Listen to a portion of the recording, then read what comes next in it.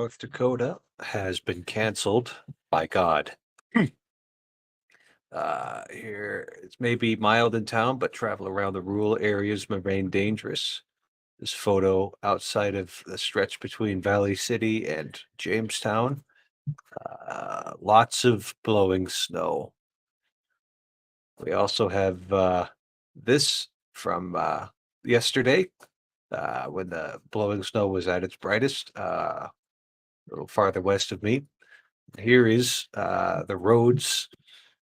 These red lines here mean that the highway is closed. The dotted red lines mean that it is no travel advised. Hmm. So that's what we're dealing with here today. So I've had a lot of time to catch up on work, but we do have some nice things potentially happening. That on Tuesday, we might get to the other side of 50 degrees and it'd be sunny. So some of the stuff will actually melt. Um, and we have not seen that kind of weather since November. Might even be late October. I'm not sure. Yeah. All of that to say that I've got a little bit of time to do an extra stream today. So you should have access to the links. I don't have much desire to talk to myself. So if y'all want to hop on, we could do something. Talk about something interesting besides just the weather. Yes. Yesterday, we were supposed to have our Chrism Mass, the gathering all the priests of the diocese, and that ended up getting postponed to another day. So, happy day there. And we still were able to have regular Mass here, though. With, I don't know, about a dozen people still showed up. No matter what the roads are, there will always be somebody showing up to Mass if somebody is offering Mass there. Philip mentioned that he liked the thumbnail. I did not actually take that photo. I'm not really a photo taker because of my hipster dumb phone doesn't have a camera on it. I'm reliant on other people. I have no idea where that photo for the thumbnail is from. Uh, Maybe someday I'll find out. I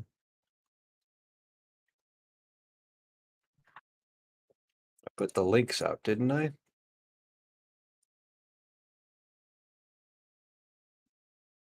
Yeah, the links are out.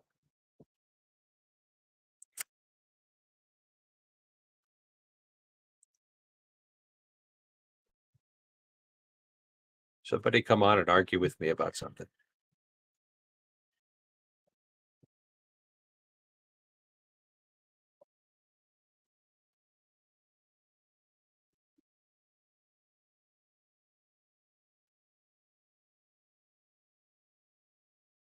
Oh, thank you, Jacob. Thank you. Yeah, just I well, it's you thought about whether or not you could, you never thought about whether you should. That's a something we didn't think about there. Putting all that power into somebody's hands, but not really into somebody's hands. Putting it into anybody's hands. It's bad news. So this is a light phone. And here are my apps.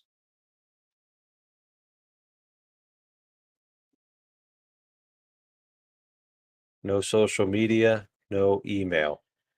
There's a few other apps that I could install, but I don't care much for them. The podcasts and the music apps, they're just kind of so. I've got an old MP3 player that I use if I ever need to carry something around that.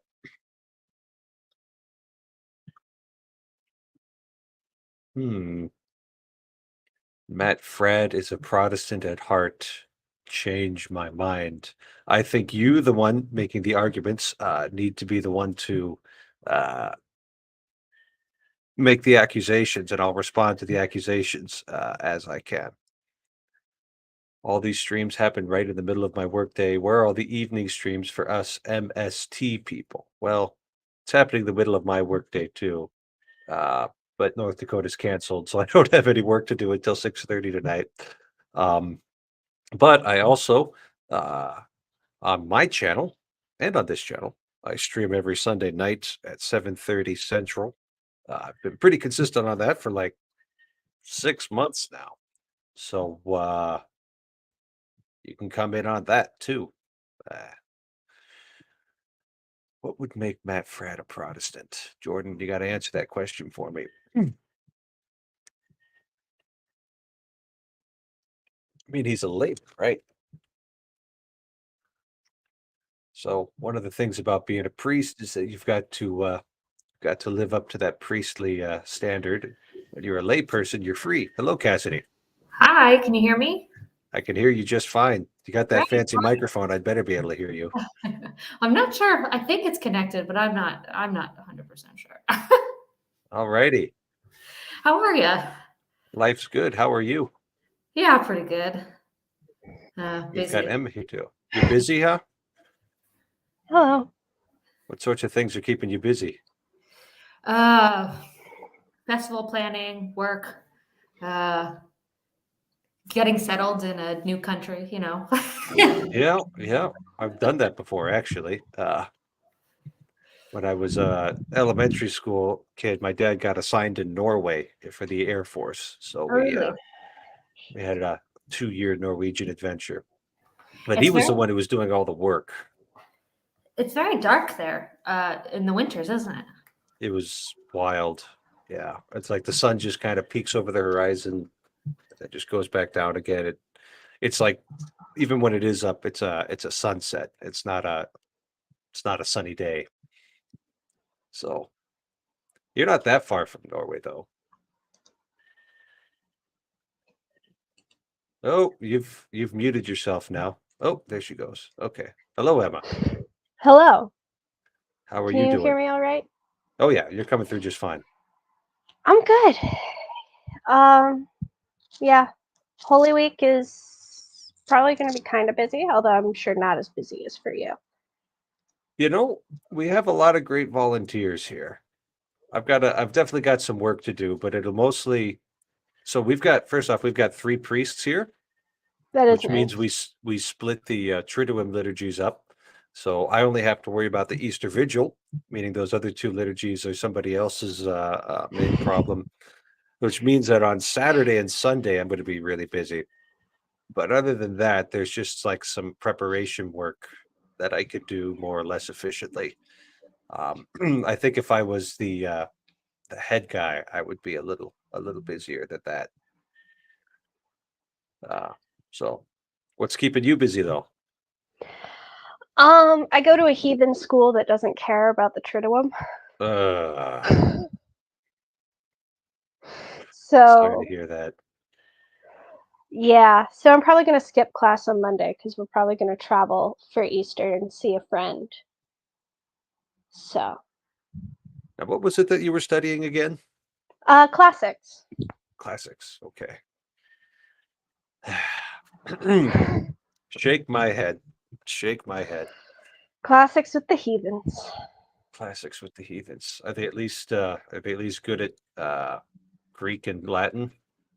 Mostly, yeah. Okay. Now, Andrew, you said you were having a busy week too, didn't you? Oh yeah. Yep. And I what are you have doing here? well, I have to be on my computer to do my work anyways, so Okay. but yeah, we have a couple papers that are due today and the final jury or presentation for the project we've been working on tomorrow. So, yeah. It was gonna be Monday actually, but they extended it. Oh, okay. Do you get next Monday off? Um, Not that I'm aware of. Is Easter Monday like a really big holy day or something? No, but you should get a day off. You don't get a day off for Easter Sunday, right? Because it's Sunday. You already have the day It's off. Sunday, yeah. But a lot of places, I think isn't it a federal holiday too, the day after Easter? Probably. I don't know. I know the That's- high school like next door to us has Good Friday off, but I don't know about Easter Monday. Yeah, that's what I'll wear. But I don't get either. I mean, we just have studio that day, so I don't know what we'll be doing because usually we work on the current project. So maybe we'll just hang out and talk about how great Easter was in the studio. Okay. Well, you could do worse than that. Yeah, I mean, I guess I never went to a non-Catholic university, so I'm Yeah. not used to people not taking these holidays here. Hmm. Cassidy's back. Cassidy's back. Sorry, I don't know what happened.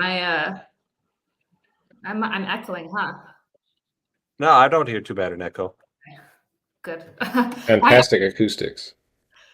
Yeah, I don't know. It just like shut me off, and I couldn't talk anymore. So I'm back. We'll blame agile development and clean coding for that. Sounds good. Sorry, I've been talking to Mark too much. He puts all these programming ideas into my head. Alrighty. Did you guys catch any of Gavin's Just Chatting stream yesterday? Some interesting questions regarding winsome versus antithesis, threat detection versus opportunity exploration. I think I caught like 20 minutes of it, and it turned out to be one of those streams that I wasn't interested in. So I kind of tuned out. Any of you watch it? No, I've been a bit disconnected to actually watching some of the streams. So Yeah, imagine having something more important going on. Wow. Oh, it's possible. It's possible. I think so, yeah. Yeah. I mean, it seems like the only way to run, let's say we'll talk about, I did catch enough of it to know that there was a particular personality that was debated as to whether or not they should have a place at the table because of, are they coming here to actually contribute in good faith, or are they a destructive influence and therefore for the good of the whole need to be excluded? And it seems like the only way to handle that is to actually have people who are empowered to make a judgment call. That there isn't like any kind of system, any kind of an algorithm, any kind of like if-then programming way of doing it. You just have to say whoever's running this space gets to determine who contributes. That makes sense.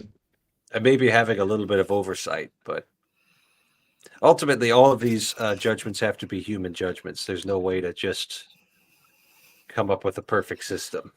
well, it's so relational, right? Like a lot of these conversations, it comes from like how do we get better at how do you say it? Like building a relationship where you can learn how to trust each other and have that back and forth. Because there's some people you could have a back and forth with, and yeah, maybe it wouldn't be a good faith conversation, but maybe someone who has a better long-term relationship with them, or they trust them more, they have a different way of engaging with them that they can pull things out that wouldn't be if it was someone who they saw as more contentious. It's not so cut and dry.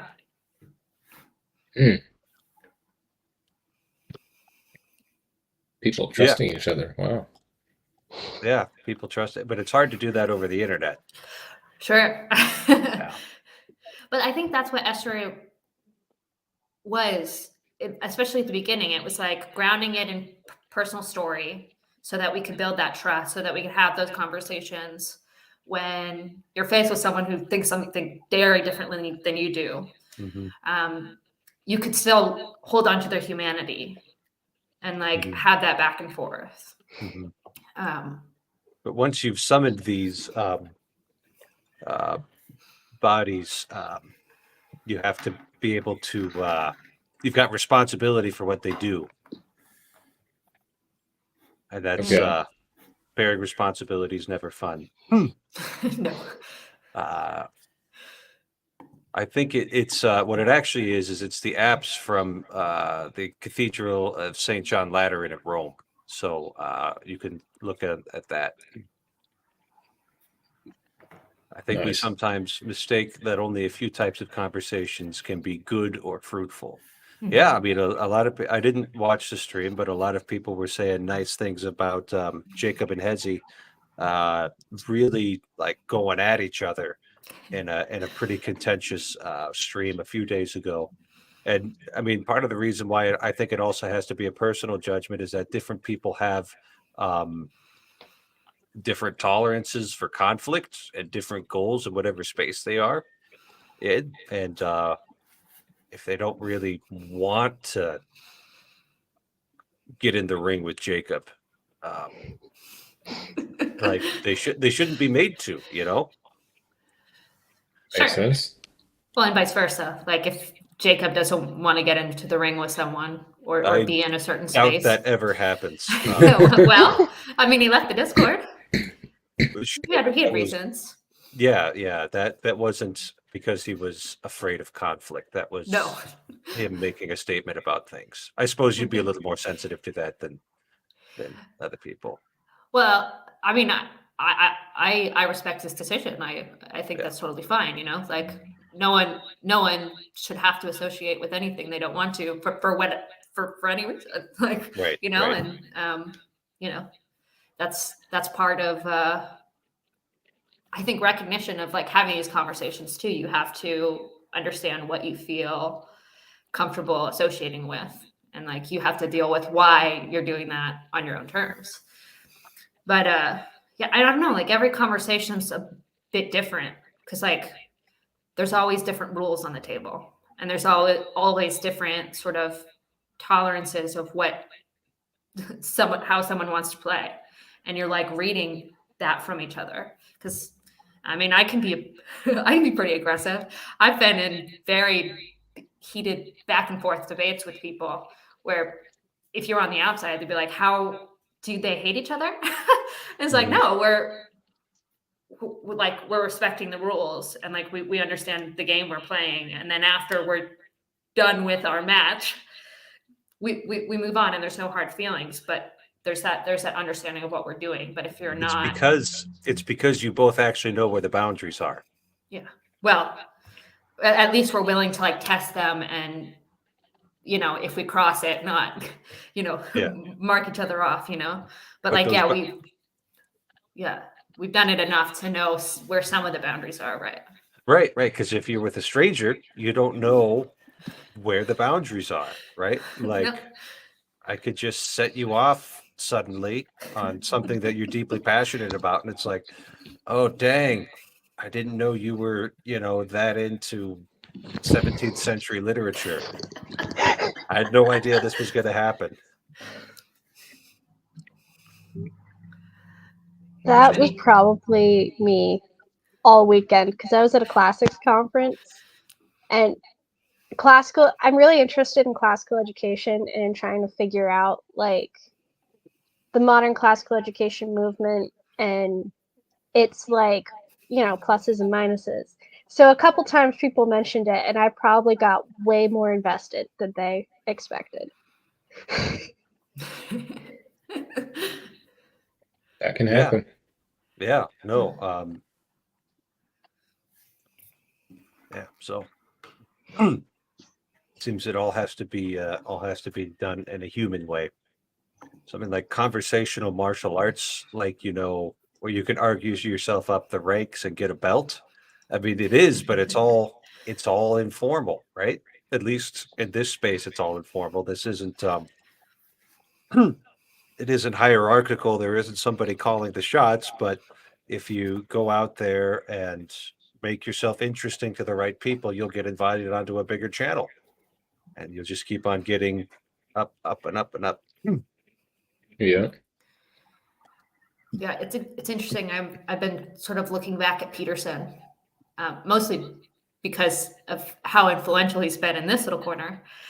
And Joe Rogan, he was talking with Joe Rogan once, and he was comparing what Jordan Peterson does to the guy who made Brazilian jiu-jitsu very famous, and how like all these fighters were trying to figure out what's the best martial art.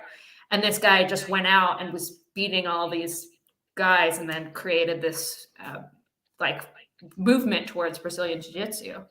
And that's what he thinks Jordan Peterson does, where all these people come with him or come at him with an animosity or like, it's that. They try and take him out, yes, and they can't. They can't. And so we're all looking at it like, what's going on here?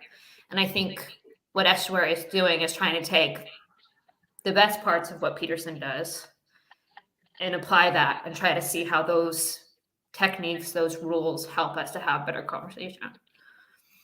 Yeah. Mm. Question is, what do you do with somebody who doesn't want to do that? Depends. Man, You ban them. Ban them right away. exactly. If you're coming out on the football field with a tennis racket, you're going to look pretty stupid. You'll get banned. You got to play the game.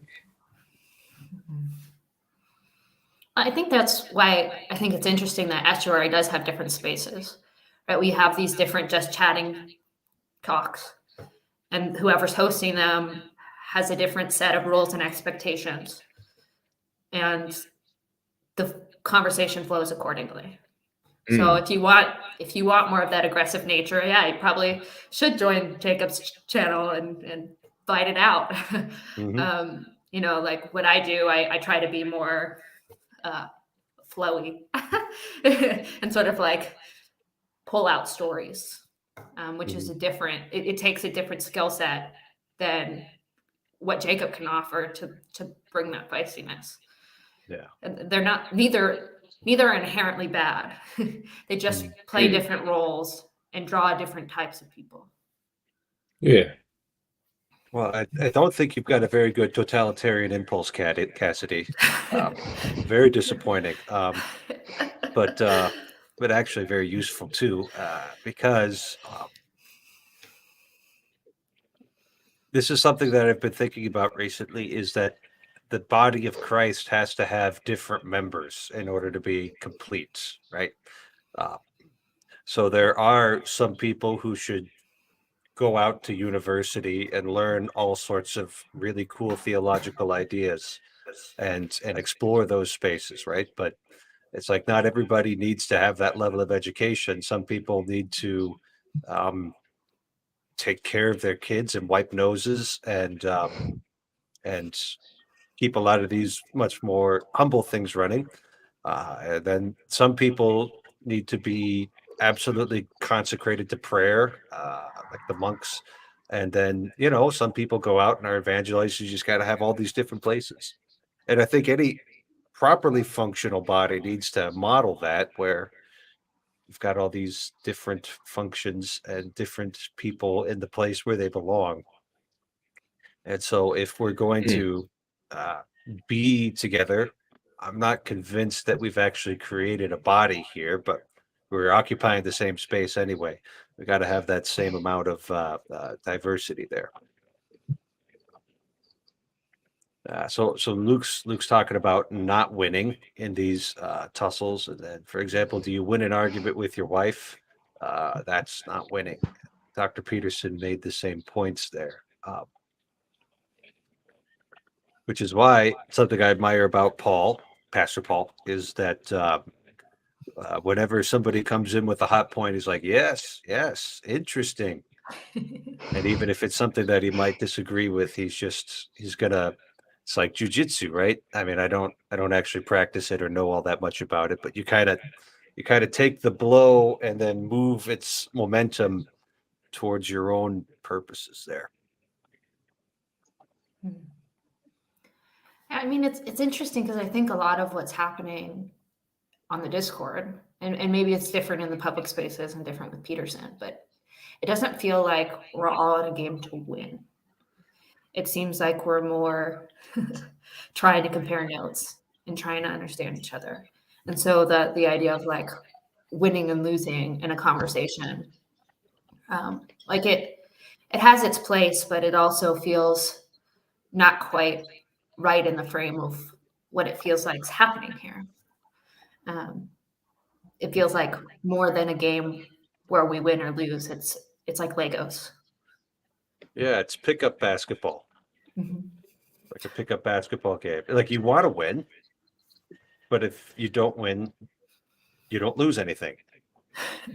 Just your self-respect. Well, it's not even it's like I'm joking. we did pick up basketball in the game in the seminary, right? Mhm. And the highest priority was having the teams properly balanced, Mm. right? So that we could. So it's like we knew who the great basketball players were. They weren't me, and they got to be the captains, and then they would sort out who would be on which team, so that we could have the closest game possible. Mm. Which is different than a winner take all sort of thing. Because the point wasn't to win a trophy or, because nobody cared that we played basketball except us. The point was to pursue excellence in basketball. That's like driven almost from a love of the game. Yeah, Where we were if we you were the love the true game, amateurs. you want the best teams possible that balance out each other, that create a sort of dance, if you will. Mhm. Yeah. Yeah. I've never been to a basketball dance myself. It's like a competitive dance. That's what it is. Yeah. All righty. Well, we fixed it. Go out and do likewise. Yeah. Sounds good to Easy me. enough, right?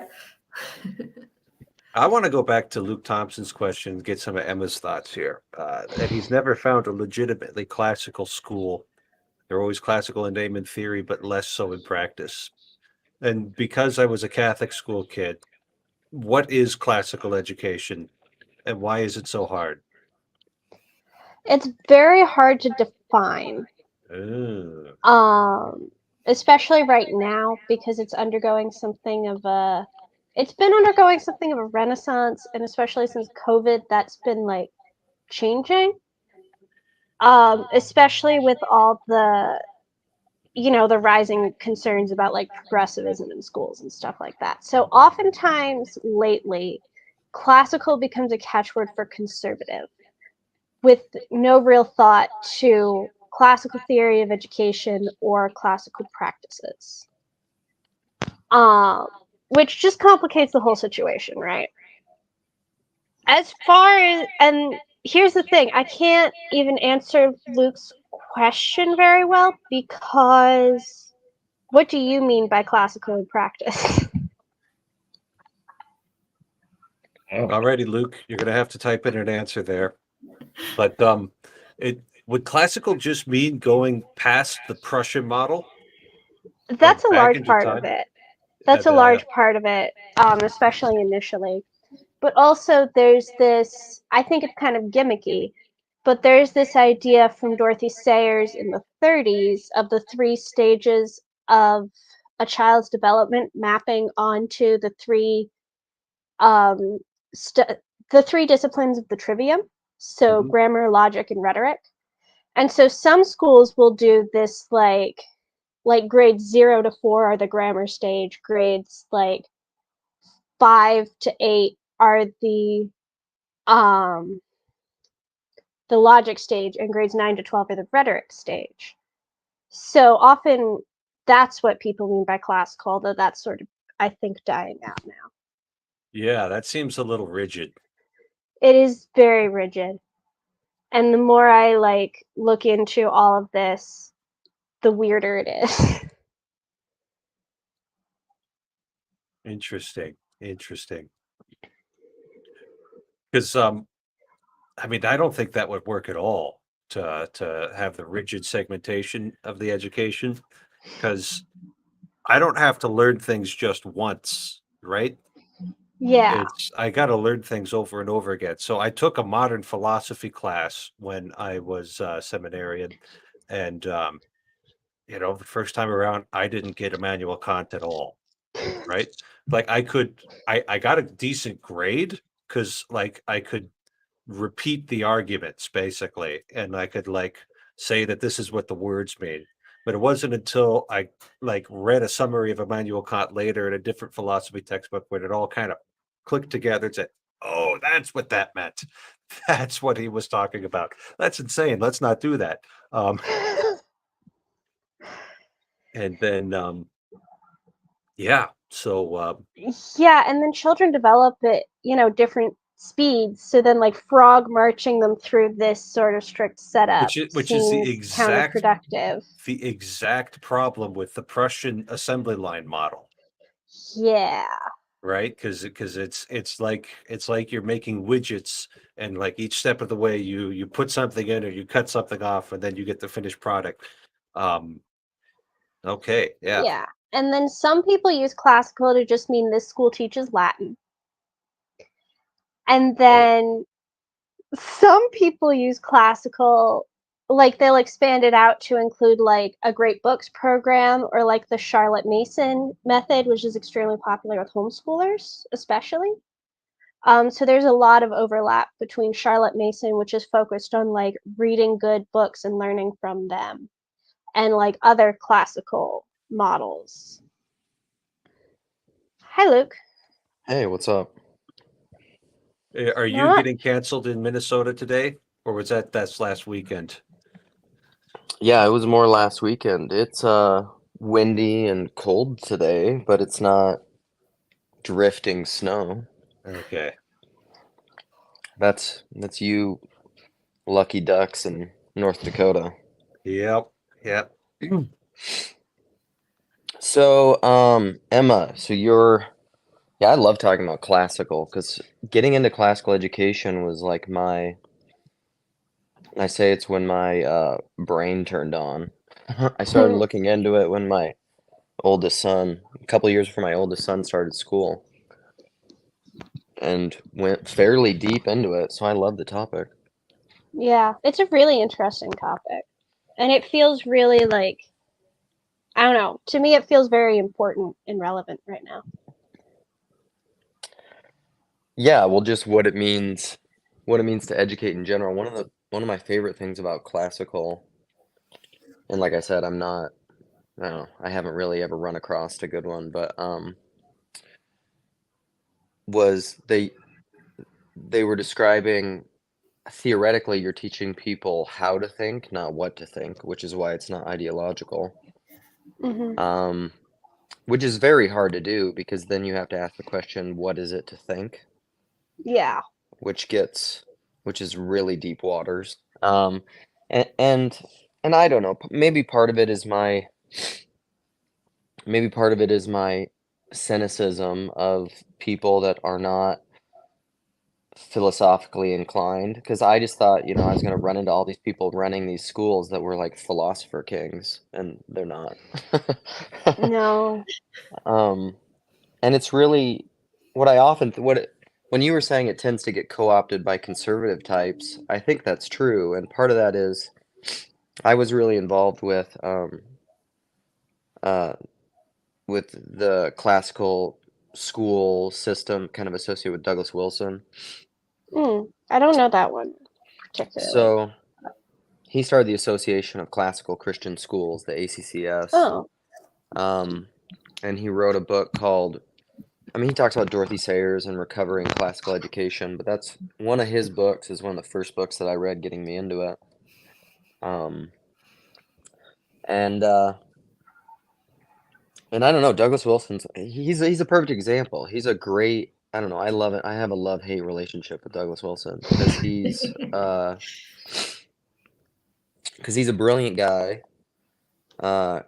He's a excellent writer. He's one of the most fun to read Christian writers that I know of. I don't follow his blog anymore, but he's just very Chestertonian. He looks up to Chesterton a lot. Ironically, because Chesterton didn't like Calvinists. But yeah, it tends to be, and I always found in those things, Wilson has a little bit more nuance to him. Like he's political, I don't know how deep. I don't know where to take this. He's political in certain ways, but he's not really. But he's a weird kind of culture warrior, being a, I don't know, reformed post-millennial pastor guy. These post millennial means Jesus comes again and we all reign on earth. Is that what it means? Yeah. Okay. So his Okay. viewpoint, I think, is essentially, Christ would the post-millennial. So Christ would come, after. How does this work? It's been a while since I thought about it. After the 1,000-year reign. Essentially, it's like the world is getting better and better and better, and then eventually it just becomes the kingdom on earth. Okay. Okay. Okay. All of these, like seriously, those categories drive me crazy. I just Yeah. know That would that be I'm nice. I just know that I'm an amillennial, and apparently that's boring. Well, And then which one is it? Premillennial that are the rapture types? yep. Okay. I can never keep track of any of this either. Yeah. Those tend to be the dispensationalists, left behind books, rapture things, all the stuff I was growing up with that gives me PTSD, and I was just like terrified of being decapitated for not taking the mark of the beast. Yeah. Well, It's good I mean, times. it could still happen. It could still happen. I mean, it's great videos, very healthy videos to show like 8 and 9-year-olds. Yeah. Yeah. I'll give him Lord of the Rings or something. That's what I was watching at that time. It's a better But option, I think. speaking of what we're going to show to 8 and 9-year-olds, it seems like the central point that Catholic or classical education should be able to get back to is what an education is, and it's not just Yeah. uploading information, through the Mhm. socket into the brain, just like the Matrix. But it really is actually like an education of the whole person. So For sure. you're forming the person to desire what is truly good and worthwhile, rather than just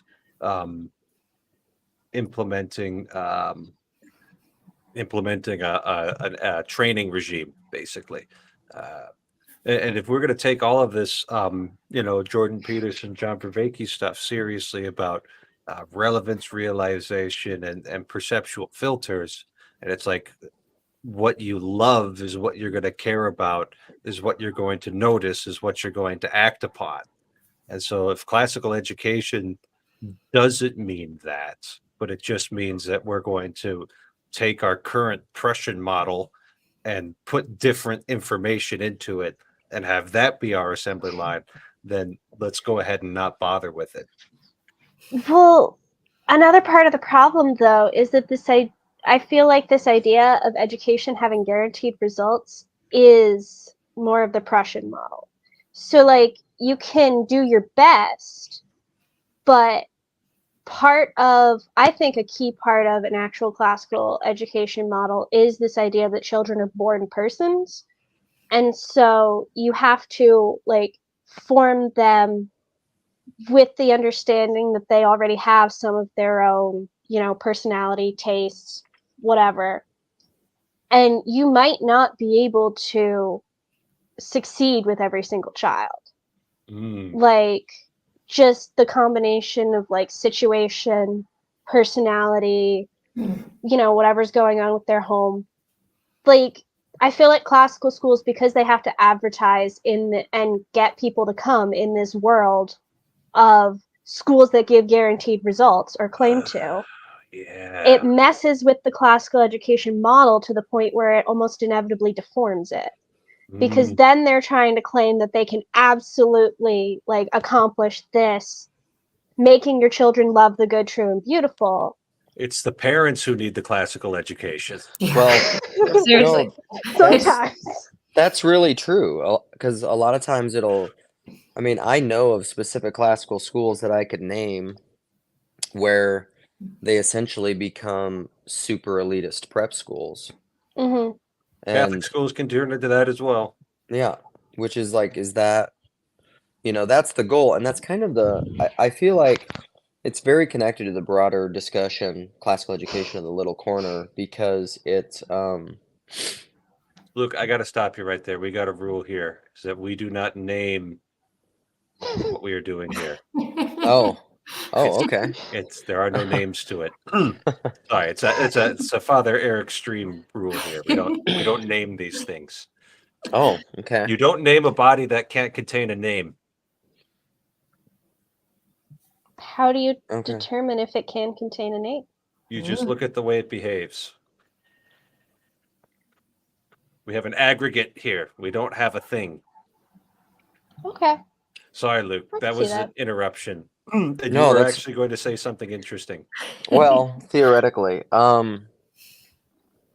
So it kind of I think it depends on these larger spirits and principalities and perhaps even bodies that we are participating in, and whether or not you can just kind of a la carte selectively implement different programs within a body when the body does not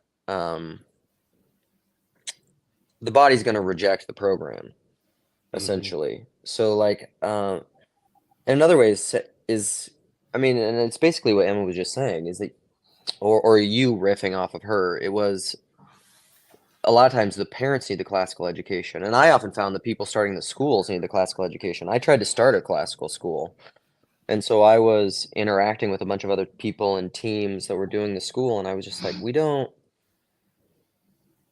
essentially a classical school, what you're doing, if you're teaching people how to think and not what to think, and really doing person making, you have to be completely outside of the realm of what I would call control or mammon. You don't know what that's going to look like. I mean, you can't really. It's not something that you can. It's not a game. It's not It's something that more you like can being a model. farmer than an industrial engineer, Yes. Mhm. right? Because the farmer can put the seed in, he can plow the fields, he can fertilize it. He's got to wait for the rain to grow, and he's got to count on those seeds growing up. Yeah. It's not in his control. Yeah, and I don't think, and I don't know that we. I don't know. I don't know that many cultures or bodies or groups are truly willing to do that. I think they think they're willing to do that, but then they try to. This is where I say Christ becomes Antichrist. They take a good thing and it becomes a very bad thing because they're adopting the name but losing the spirit. They're submitting to the law rather than the spirit. You know.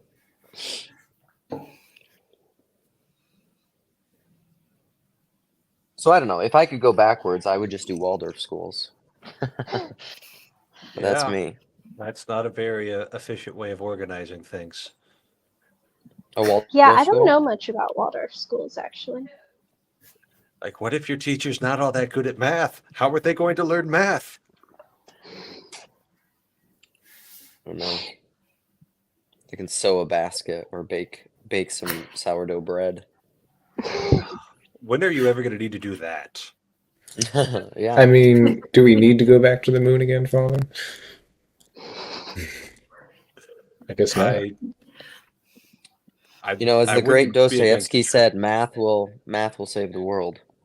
Hmm. He did, yeah. So did Blaise Pascal, you know, the Uh-huh. mathematician, all the mathematics that he's known for. Yeah.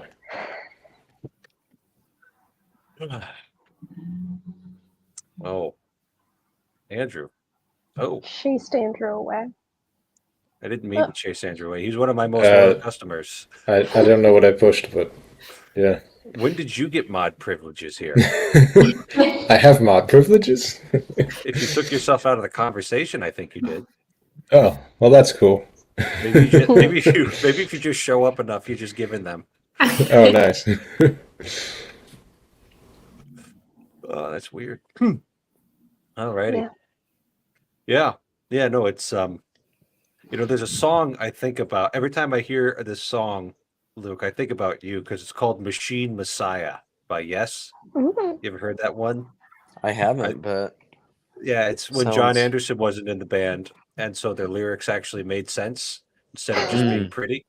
Um, and it's got like this idea of like this being with the electric ecosystem and the all-seeing eye, and everybody ends up bowing down, worshiping before it. So anyway, I think you'd like it. But if you're living in the middle of this machine messiah, how do you opt out? Yeah. Because it well. seems like There was a so I don't know. So on Grail Country, it just released this morning. Nate and Sherry spoke with Paul Kingsnorth, um, Mm. and it was a great conversation. I mean, it's one of my favorite Kingsnorth conversations, but that's probably just because I know Nate and Sherry really well, and I'm kind of averse to talking to the high status academic people because I don't know them. I'd rather talk to you guys. So Nate and Sherry being there was good. But they were riffing on Kingsnorth had recently spoken with John Heers, who has a little podcast, and they were talking about asceticism, and then they ended up talking a lot about asceticism. And I think I don't know I would say that the only thing that I really know, the only way to fight the machine is to say no, because the machine works in uh, consumerism, and it's fed by the passions, and it's fed by this hope and infinite progress and affluence and gluttony and uh, and the way to fight that is to opt out, is to not participate in it. But how do you not participate in it? Fasting. hipster dumb You know, I've been phones. thinking about getting one of those. That's the light phone, right? Yeah. So maybe you should think about a different option. Texting is just a pain in the butt because like That's this bad boy is small, yeah. and so your Well, screen is small. I have And small little hands, so it might be okay for I me. I don't have particularly large fans, and if I had a dollar for every time I put in 5 L's when I was meaning to backspace, I would go buy myself a really nice steak dinner at a New York steakhouse, and one for Luke too. Oh wow. After the Great Lent, of course. Yes, of After the Great course. Fast. I actually have a steakhouse in New York I want to go to, so Well, I don't get a we should do dollar it. for every time I hit an L when I try to backspace. So Oh, unfortunately, I can't monetize that. Yeah. Well, I mean, to get back to the question, I feel like part of it is what Peterson has been talking about. It's like live a better story. But then there's the question: well, how do we do that? And yeah, I think it takes a lot of watching and like living and making mistakes and finding ways to learn from them. But like, yeah, when you're living a better story, the slowly but surely it feels like the other story becomes less interesting. It's like you don't even really feel like you have to say no because it's just not, or like to fight to say no because it's just not even appealing anymore. yeah. It's a bit of the consider the lilies. It's there's this little parable or story of the of this, I don't know what, I think it's the Mexican fisherman or something. There's probably lots of versions. But some American successful American entrepreneur goes and visits this Mexican fisherman in his village, and this Mexican fisherman, he sleeps in late, and then he goes out fishing with some friends and comes home and eats a lunch with his wife, and takes a nap. And then he'll go back out at the end of the day, and he comes home and he, cooks some of the fish and sits around a fire and sings some songs and drinks some wine with his friends, and then that's just his regular pattern. And this American is just like, we could really streamline this, and and we could like get you where you have a few boats, and I know these ways where we can store and keep the fish, and we can get a few boats going, and then you can, you could get that going, and then you could get somebody to manage it, and you could franchise it, and the fisherman just looks at him and he says, why would I want to do that? And the American looks at him, he's like, well, then you wouldn't have to fish like this all the time, and you could do what you want. And he's just like, and then he says, like, well, what would you want to do? And he's like, well, I'd like to be able to sleep in late, go fishing with my friends, come home, eat with my wife, take a nap, go back out, spend the evenings with my friends. And it's actually really cool. There's a great Dalai Lama quote too about how like I don't know that it's specifically about Americans, but it's just like modern. Somebody asked him what confuses him most, and he said something like modern man. He trades in like his peace and health and whatever for money so that he can use his money to buy peace and health. And I don't know, he says it much better than me. He's the Dalai Lama, but you get the point. It's a weird I mean, the thing. I don't know. machine, It's just less the is machine is less. just Less is more. it's like you have a parasitic participation in it where it takes away from you far more than it could possibly give. Yeah. And it doesn't feed anything except itself. Yeah, and I think the only way to stop it too is asceticism, because like even so to make it very practical and real, like even this, like to be honest, like it's very easy for me to impulsively, even as I'm working and doing other things and I'm multitasking, right? I pop on YouTube and I see, oh look, Father Eric is live streaming. Well, I'll listen to that for a while, and then I'm an agent and- of the machine. And Emma, I don't know you as well, but like I've known Father Eric a long time. I've known Cassidy a really long time. Like I don't know, we've known each other for years. And so I'm like, well, that's great. So I know you guys and I participate and start listening. And then all of a sudden you start talking about classical education. I'm like, ooh, well, then I'm like, then I want to join in. And Sherry made a great point in the Grill Country video, though. The thing about a lot of this technology is you can keep it on you and you carry it around you with you everywhere. Like this phone that I'm holding, like it's what it essentially is. If an alien anthropologist who didn't know our technology or anything looked at this, they would be like, well, that's a parasite attached to your body that's drawing your attention and your energy. And I think truly the only way to fight that, because that can become just your rhythm and your pattern and your habit. You have to fast. I mean, there's got to be days where you either like lock up your phone, you get a dumb phone, or there's like days I'm not going to be on my phone. I'm not going to go on the internet, because otherwise you will. Mhm. It's like any habit. Yeah, that's what I find really interesting about Shabbat in like the Jewish tradition, where it's literally no technology at all, no computers, no cars, nothing. Yeah. And it's like, in some ways, in a modern frame, you think, oh, that's so extreme. Yet in another sense, like, wow, that's really nice. Why don't I do that? That's really nice to just like completely disconnect from those things. Yeah. Yeah, And it's hard. We've tried. My wife has instituted screen-free Sundays, and my kids don't like it. I know that. I mean, I don't can really imagine like it that. either. that's why you're Oh, never on my speaking of live which, they're streams, home. huh?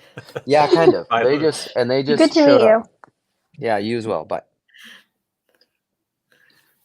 Return to Amish. Speaking of the pluses and minuses of technology and continual access, say a prayer for my younger sister, because she's getting induced with her baby right now. Okay, what's So, your younger sister's name?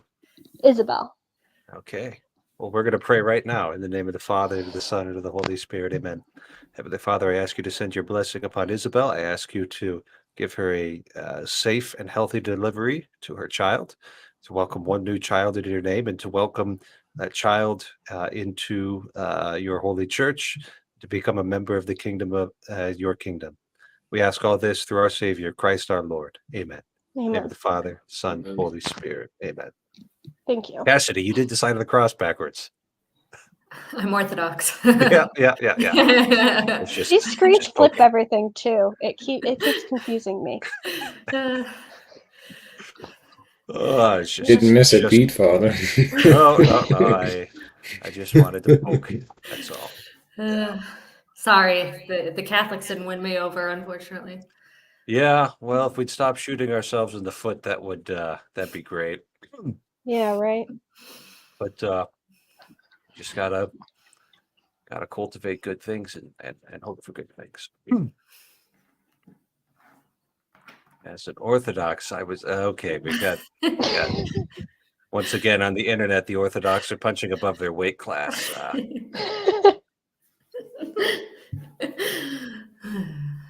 That's interesting. I'm very new to Orthodoxy, so there's still a lot. I'm absorbing in. It feels like like assimilating to a totally different culture. And I came from a type of Protestant that was a bit antagonistic to traditional forms, Catholicism specifically. Okay. Not that I have any animosity to Catholicism, but that's sort of there was a bit of that when I came from. So the traditional part of the practice in Orthodoxy is it's been an interesting journey, especially with my family and sort of letting them in on that part of my life. I haven't lost any relationships over that, have you? No. Luckily, Just my just the dinner table debates. Nothing. Yeah. No disowning or anything. Just Okay. just sort of a disconnect and understanding. I think it's helpful that my sister married a Catholic. He doesn't practice as fully as he'd like to anymore. I think he still does some Catholic things, but marrying my sister, he had a weird sort of situation where like he came back to faith with Protestantism and then went back to Catholicism as he got more into it and kind of felt at home. And so he sort of feels like how would you say it? Sort of like a respect for both traditions. So he goes to Protestant church, but I think he really loves like the tradition and misses some of like the mass. But that sort of like broke down the categories of like because he was still like practicing and going to mass every week when he met my sister. So that was a conversation. She's like, but he's Catholic. He's like, and then me being Orthodox, I think it's somewhat easier because they have a recognition that they don't know what Orthodoxy is. They're like, It's more foreign. yes, that's like, I don't really know about Orthodoxy, but this is why I don't like it. It's like, okay, that's fine. But yeah, there's some of that, like, because of the tradition and because of the form is reminiscent to Catholicism. There's certainly that tension, but it's gotten a lot better. It was never awful, but certainly there was a skepticism with it. Yeah, I'm becoming Orthodox. yeah. Well, I think the first time I told my mom, I was like, I think I'm going to become Orthodox, and she's like, what cult are you joining? And it was somewhat of a joke, but like, yeah, it was sort of like, what is this? And it was pretty like a lot of silence, some comments here and there for a while, but they're like, just let her do her thing. And then I said, okay, I'm getting chrismated. And that's when the conversations really started. Okay, well, what about child baptism? What about this? What about that? Okay, like I'm happy to explain as best as I can for you, but I'm not an expert in this. And I got some advice from Shelley actually. Her priest sort of she had a similar sort of like tension when she became Orthodox, and her priest told her, it's not your job to defend orthodoxy. It's your job to become Orthodox. And so that I kind of held on to that and was like, okay, I don't have to be this defender of orthodoxy. I just have to learn what it is and practice it. And like, you know, I thought it was more true than the story I was given, any other story I was given before. So like, I kind of, it's like, where am I going to go? I'm tied to this thing. So, Yeah.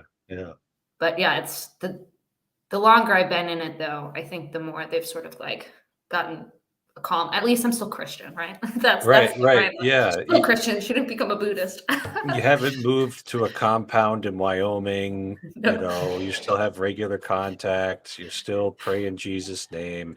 All sorts of things are still correct.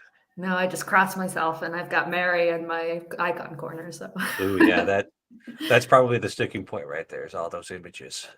yeah. Yeah. But you know, it's a thing. It is a thing. It is a thing. Yeah. Wow. Yeah, we've got a little statue corner in our bedroom. And I think part of why it's in our bedroom is so that it does not confront my mother-in-law right in the face every time she comes to visit. Is your husband a convert then? He is. This is his third Easter. Mhm. Math is hard. He converted a few months before we got married, and that was almost 2 years ago. So, third, yeah.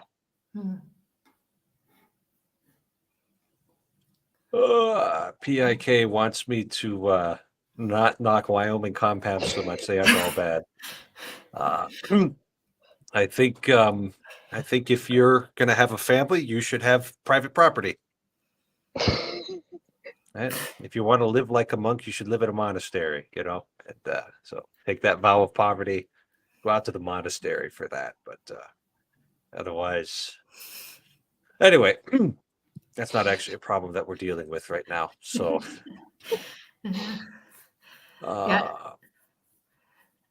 No, it's interesting. I feel like the caricature of what icons is, like in a Protestant frame, just isn't what I've come to understand icons to be.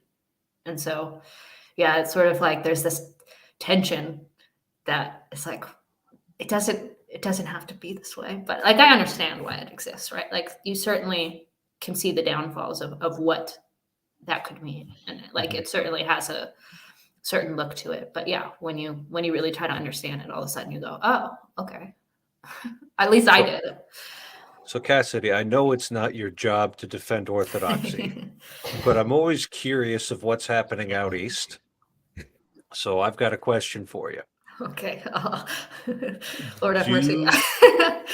And if you say I don't know the answer, talk to a priest. Perfectly acceptable answer. Okay. But have you ever heard the divine Eucharistic liturgy described as a sacrifice? Yes. I don't know if I have like the full comprehension of like how to explain that, but I have heard that, right? So that's language that comes up in catechism class or in the liturgy or somewhere, that this is yeah, so it's interesting. In Orthodox, catechism is not it's not the same for every individual, right? Like we don't have like a manual, like we all go through this. It's really like the individual and the priest like working together. So I mean, I've heard I've heard that being addressed, but again, it's one of those things that I don't have clear in my head of like exactly how it would be. So don't take any of my understandings of it. Okay. as, Okay. I'm church- not going to take. church I'm not going to doctrine. confuse you with an ecumenical council. Don't worry Yes, about thank that. you. Thank you. Yeah, because that's a point that at least I've heard some Protestants make coming into the Catholic Church, along with like Mary and the way we venerate the saints, is that once you understand that the ultimate act of worship, of latria towards God, is the holy sacrifice of the Mass, which, if you read the liturgical texts in the Western tradition, are very much oriented towards the Father, right? So we're participating in Christ's worship of his Father. And then all of a sudden, all of this bowing, all of this incensing, which we have, I think, to a lesser extent in the Western tradition, now it has a place where it's like, oh, that's how you distinguish between these two. I would never write a Eucharistic prayer. For starters, I would never write a Eucharistic prayer. And if I was going to, I would not write one to Mary, like where the sacrifice is being offered to me. There's just like, that would just be absolute blasphemy. So, here we go. We have Yeah. an authority here. That's- Stephen DeYoung make exactly the point you just made. Yes, Gosh. and this is where I've heard. This is probably where I've heard some of the Mhm. sacrifice talk. My husband is very into Lord of Spirits, and I find them very interesting too. I just haven't. He's listened to every episode, so he'll listen to it in the car. So I think that's where I picked up pieces. But again, I don't feel the confidence of like, okay, I fully comprehend that. Mhm. Mhm. That goes back to Didache, Justin Martyr. Yep, all of these traditions that we would share in common. Yeah. Okay. So very good. Yes. Very good. Yeah. So it's that's once you get on the inside, it looks different than it might look on the outside. Yeah. Well, and like this idea that icons are these windows into heaven, right? And they're showing us what it looks like when we participate in the divine, right? And like how that can transform us. Like it's like, oh, well, that's kind of beautiful, isn't it? Mhm. And like the idea that we all as humans are icons in a sense, and like we're working to have that proper participation with divine and like be participate with God in the like creation and life and all of those things. It's I don't know. I think it opens the door to give more space to understanding those things. Yeah. Well, honestly, I feel like my own preaching, my own prayer, my own life of Christianity has been enriched by encountering Orthodox folks, at least online. Not a whole ton of them here in Fargo, but it's like from my very Romanist perspective, there are certain elements of the schism that are currently very beneficial right now. And part of that is, as I think we've been taken over by an anti-traditional spirit, or at least not entirely taken over, but that's caused serious damage. Sure. And looking out to the Eastern Orthodox and seeing their reverence for the tradition, which I want to like imitate there.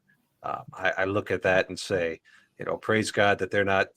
I mean, they might be to a certain extent, but not the way that the Catholic Church faced in the 60s and the 70s when we were throwing out our entire traditional wholesale. It was like this madness was gripping people.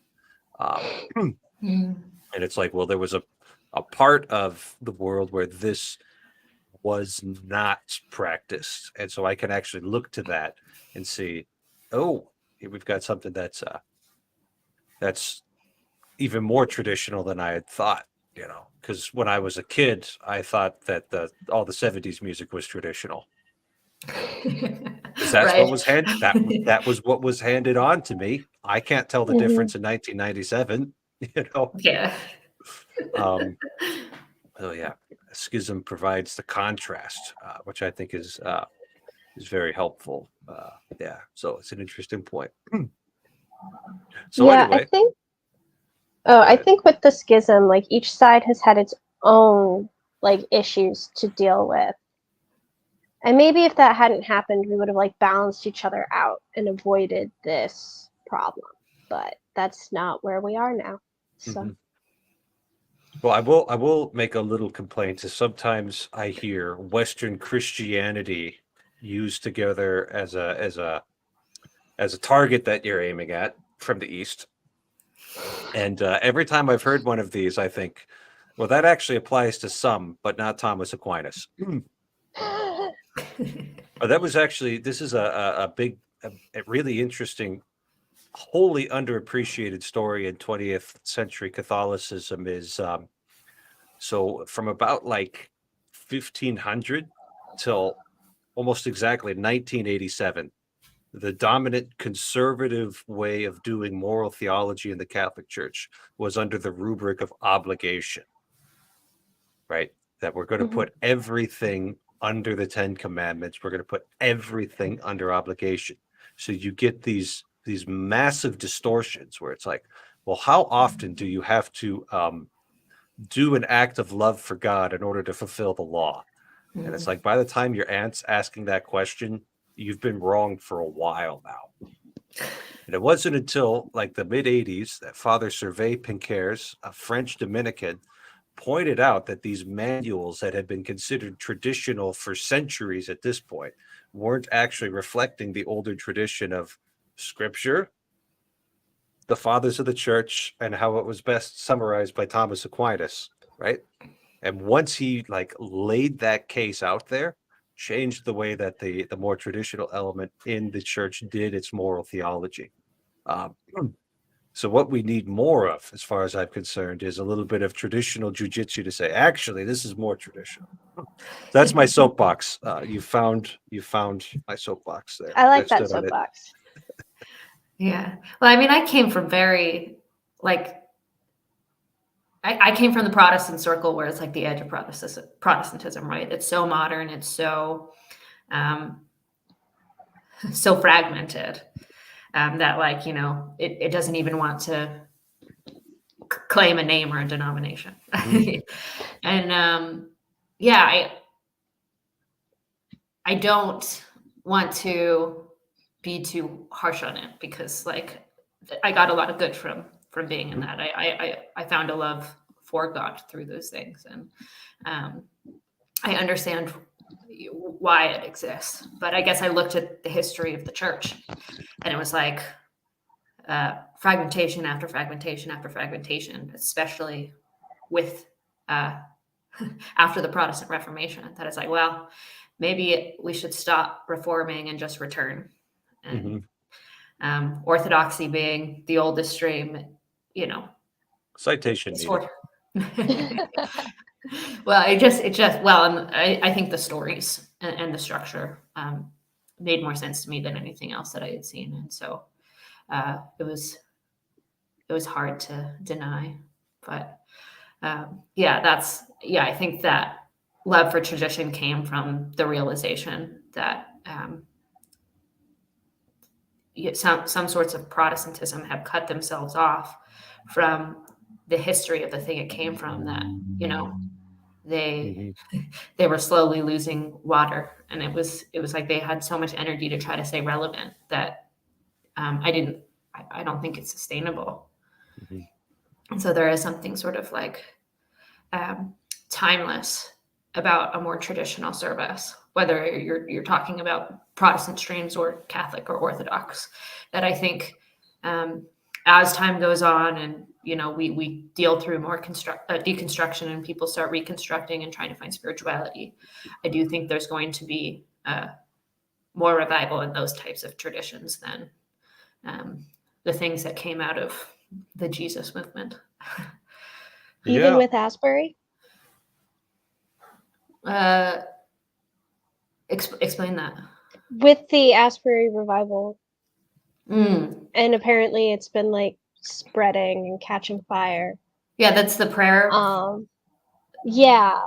Man, you really are Orthodox now, aren't you? Listen, I've been trying to disconnect from the internet, not very successfully, but yeah, I mean, again, I think how do I want to describe this? In Orthodoxy, we don't like to say where God isn't. We try to look to where God is and trust that, right? So I don't want to say that God isn't in those other things. And even being a Protestant and spending almost 30 years of my life in that tradition and like dedicating my life to that, I don't want to say I never experienced God in that. But what I found is that, especially in some of these sort of revival movements, these very Pentecostal movements, it's like they're playing with fire, but there's no real rules or structure how to do it. And so sometimes you make a nice campfire and you're toasting marshmallows and you're singing Kumbaya, you know, and then sometimes you burn down a forest fire. And sometimes you have a big spark and then it comes down. And where I think the traditional churches have a better sense is like they've created more of a fireplace to take that spark and that fire that people find in those churches and make it sustainable for a lifetime that can support a family and that can be more properly handled, right? And so it's not that I think that isn't going to have some relevance, particularly in the near future. I just think as time goes on, and I'm already seeing it, like not only in the church that I was in Arizona, but the church here in the Netherlands, we have so many people in their mid-20s to 30s coming to Orthodoxy. Why is that? Like that's kind of strange, especially in a generation, and particularly in like The Europe. most secular country on earth. yes. And so, yeah, you're sort of seeing that, and you would think that the traditional ones would be the ones that they would not come to because it's stuffy, it's this, it's that. But no, I think people have seen, like, and that's why a lot of people are deconstructing from evangelicalism, right? They've felt the pain, they've seen the problems with it, and a lot of times you just throw everything out. And I don't, like, who knows what it's going to look like as time goes on. But, you look at what Jacob has seen, and it's like most of these people are spiritual, but not religious. And so how long can you be spiritual, but not religious till you feel like, oh, I need something to ground this and structure me? And it just seems like the more traditional churches are going to have the better chance in the span of history to provide that support than the churches that are constantly changing in the face of culture to be relevant and to make people feel comfortable. It takes so much energy. Like, it was so well intended. Like, I understand the why, and I participated in the why for so many years. Being in youth programs and working with college kids and participating in those systems. But yeah, it takes a lot of energy, and they've definitely got certain downsides. Yeah. I mean, I definitely agree. I think also, like, these more traditional churches tend to have slower moving things. So in the long run, there will be more of a revival, but it will never make the news. Not in the way that like an Ashbury revival would, right? Like where it's all like, because we talk about, oh, they've got all these people praying and it's days and days and days. And then, when that's over, what stays, right? Mm-hmm. What is sustainable? What is consistent?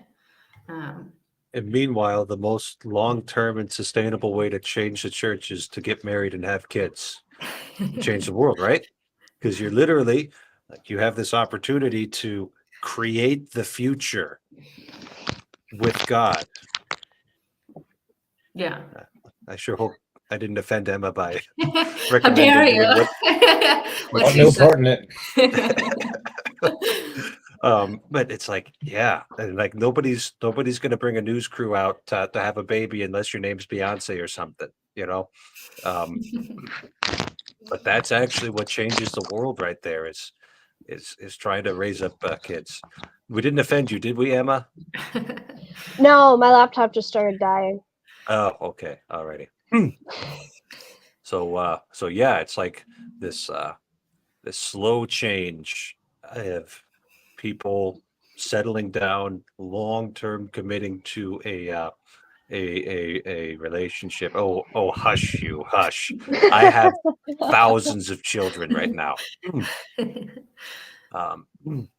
That's what actually changes the world right there. Not all these flash in the pans, but just cooperating in God's ways of doing things.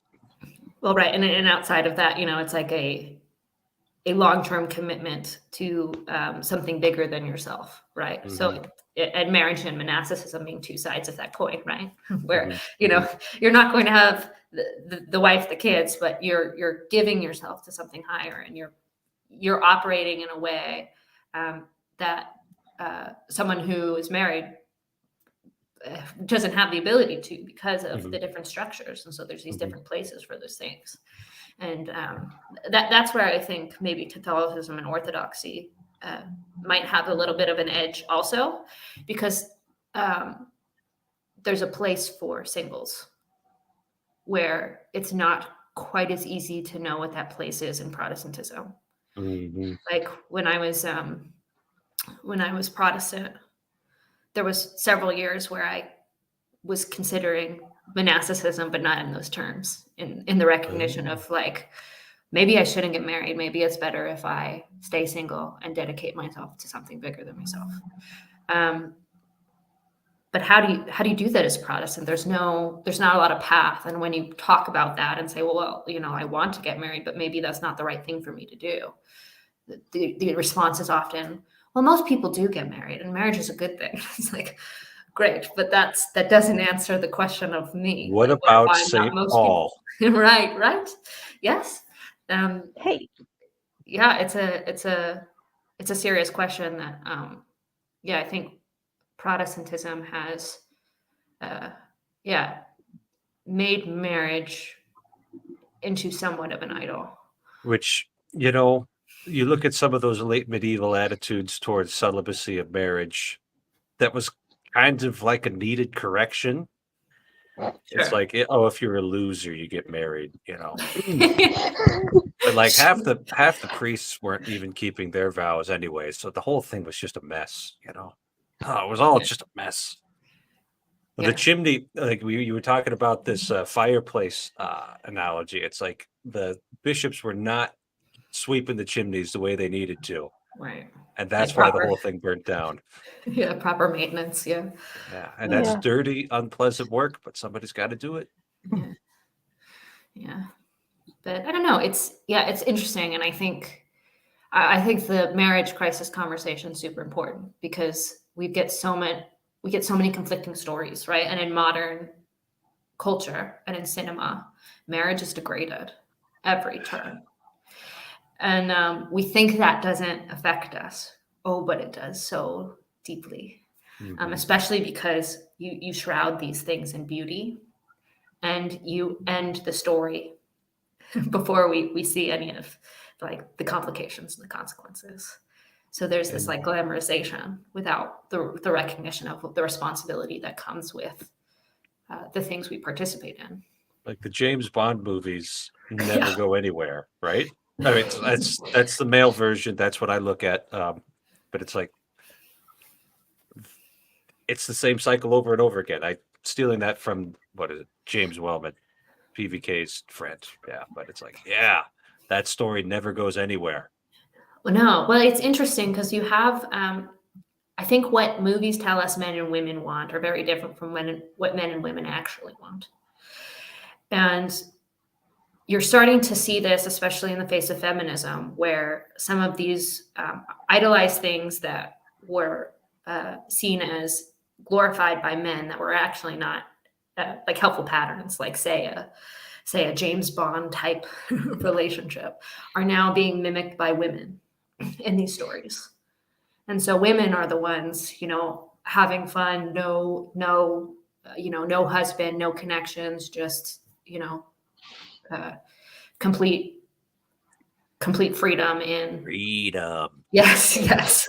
And it's to me it's sort of funny, because for how many years did feminists fight the voyeuristic tendencies of filmmaking and try to stop the sexualization of women and seeing us as objects? But now here we are, and now women do that too to men, and it's celebrated and it's empowering. It's like, well, I think we went the wrong way on this one. I think we should be calling for more civility and less sexual objectification of people full stop, men or women. We all need to practice the virtue of modesty a little bit more. We all need to. Yeah. Everybody. Yeah. It's a virtue for humans. Yeah. Yeah. Yeah. But And it's not reducible to just a list of bullet points. Right. So, you guys are about to trigger a lecture about Thomas Aquinas from me. Oh, perfect. That's what I came out here for. That's what you came on here for? Alrighty, I have permission. she's been planting the seeds for this the whole I've been conversation. thinking about this for like 6 or 7 years now. And sometimes I get to let it out. But modesty as a virtue is a part of temperance, right? It's the ability to regulate your own pursuit of goods in a moderate way. And the way that Thomas Aquinas defines it, which he inherited from the earlier traditions, especially the Stoics actually, is that modesty is that part of temperance whereby you moderate your pursuit of pleasure in things that are relatively easy, right? So you need a lot of extra modesty to regulate, those things that directly pertain to survival, both of the individual and the species. So you need to have a lot of strength in that, specific virtues for each and every single one of those passions. But when it comes to those things that are easy, you've got kind of like this blanket category, which means the virtue of modesty covers a huge domain of human behavior. And so I think it's actually, I've thought about this as like writing a modesty talk that only gives you masculine type examples, right? So if I'm going to be modest, I'm not going to try and make myself seem better than I actually am. I'm going to be realistic and humble about my goals and about my achievements and all these sorts of things. The way I should dress should reflect the reality of who I am. So here I am. I'm wearing my my collar, right? That shows you who I am, and I'm wearing a sweater because it's blizzarding outside. That's perfectly modest dressed for a man of my stature, and it also has to be individualized particularly, because just as what could be a perfectly balanced meal for me might be too much for Cassidy. So the way that you behave needs to be fitted to your actual station in life. So if, let's say, I weren't a priest, but I were a young man, I could be a little more, a little more aggressive in trying to attract women, right? Which is not a priority for me right now. So I just wear the same thing every day. But you would dress and behave in a different way than you would if you were a married man, if you were an old man. So there's a little contribution from the Catholic tradition there. Sounds reasonable. Yeah. Like it is interesting that modesty often gets framed in the way we dress and how we look that way, where it is a part of modesty. Sure. But it in the definition or the framing that you were talking about, there's so much deeper levels in what it is to be modest than that. And I think some of this problem too, it's a reaction coming from some of the patterns that I've seen in sort of fundamentalist Protestant circles, where modesty is very much talked about. It's a control thing. Yes, but it's often talked about in the frame of women, and framing men. Well, it's sort of frames men as like sort of wild beasts that can't control themselves, and women have to sort of cover themselves up to protect men and themselves. And there's certainly a complicated story with that, because it does seem like men are more visual creatures. But sure.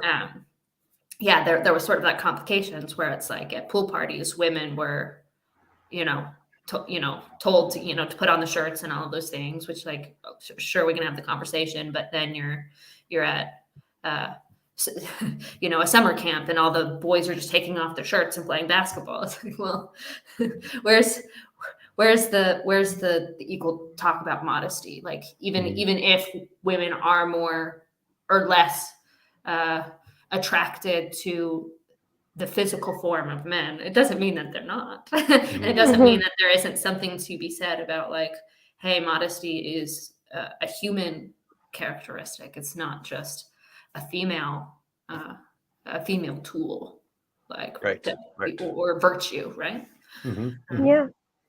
Well, and then online trad circles sometimes have similar conversations, but with just like a weirder framing. Because it's not necessarily the like women have to cover up because men can't control themselves, but instead it takes on this like rules of dress do not change throughout history. Therefore, Padre Pio said you can't wear a skirt less than 4 inches below your knee.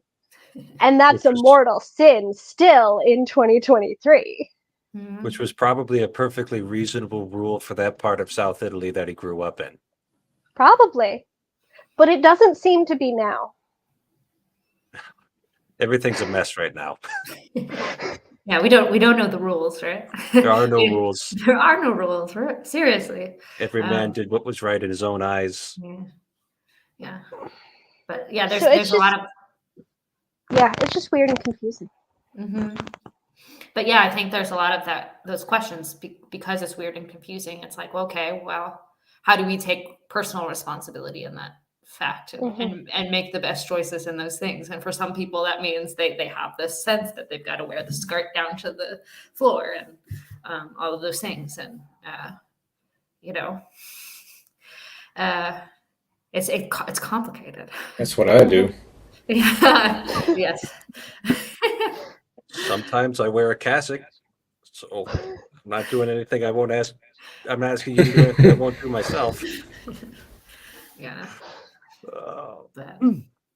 No, like and I'm grateful for like being given the virtue of modesty, right? Like despite the sort of extremes that came from and the negative things that came, I kind of look aside and say, well, hey, it's a heck of a lot better than other things that I could have been given. But there's like I think I can recognize like the pain that has stemmed from that, and I can recognize why there is this cultural revolt to it. But I think it's sort of misguided anger, and I don't think we recognize the consequences of what that is going to do, not just for our generation, but the generations to follow. Well, and going back to what you were talking about, Father Eric, I wonder if we would do better to sort of focus on other kinds of immodesty and avoiding those, and maybe the cultural shift in dress would sort of come from that, like pretending to be holier than you are, or like lying about yourself on the internet, or like I don't know. It seems like our culture has a problem with all the different kinds of immodesty, and the Christians are focusing on one. I mean, I would think all of the temperance would be the place where I would start, right? Yeah. It's like, let's take a look at how much time you're spending in front of a screen. I say to a bunch of people who are literally sitting in front of a screen right now, how much? For an hour and 40 minutes so far. Hour and 40 minutes so far. At least I have an excuse. I'm running this thing and I kind of have to be here. But how much are you eating? How are you relating to members of the opposite sex, depending on your state in life? Your thoughts, what are you doing with your thoughts? What kind of cultivation are you doing with your thoughts? How much time are you spending in prayer?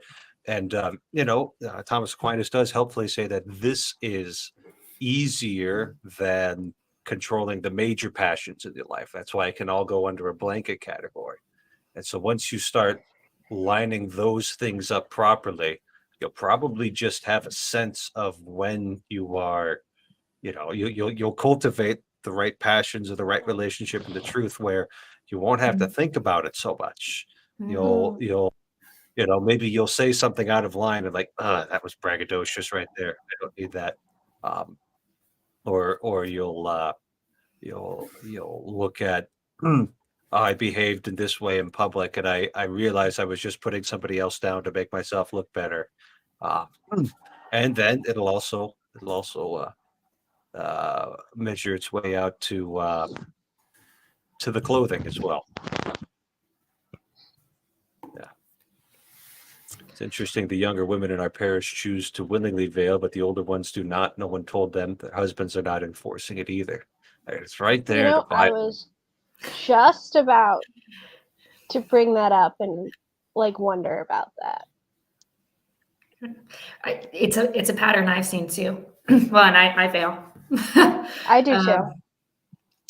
Well, it's funny because it was like the first or second time or something I went to the Orthodox church. And the first time I went to Orthodox church, it was like, but like I saw someone came up to me and they were in their veil, this sort of older woman, and she was sort of talking to me, and like there was something so beautiful about it. Mhm.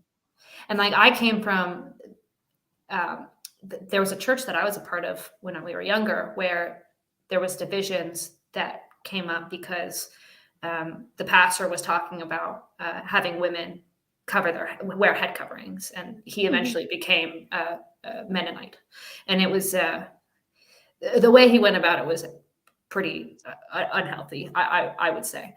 But there was that tension, right? Like I grew up with that tension of like wearing the head covering is oppressive. So it was so weird for me to be all of a sudden struck by the beauty of this thing. And no one forces me to, but like, and even in the church, in the Greek traditions, they actually don't cover their head, but the Russian tradition they do.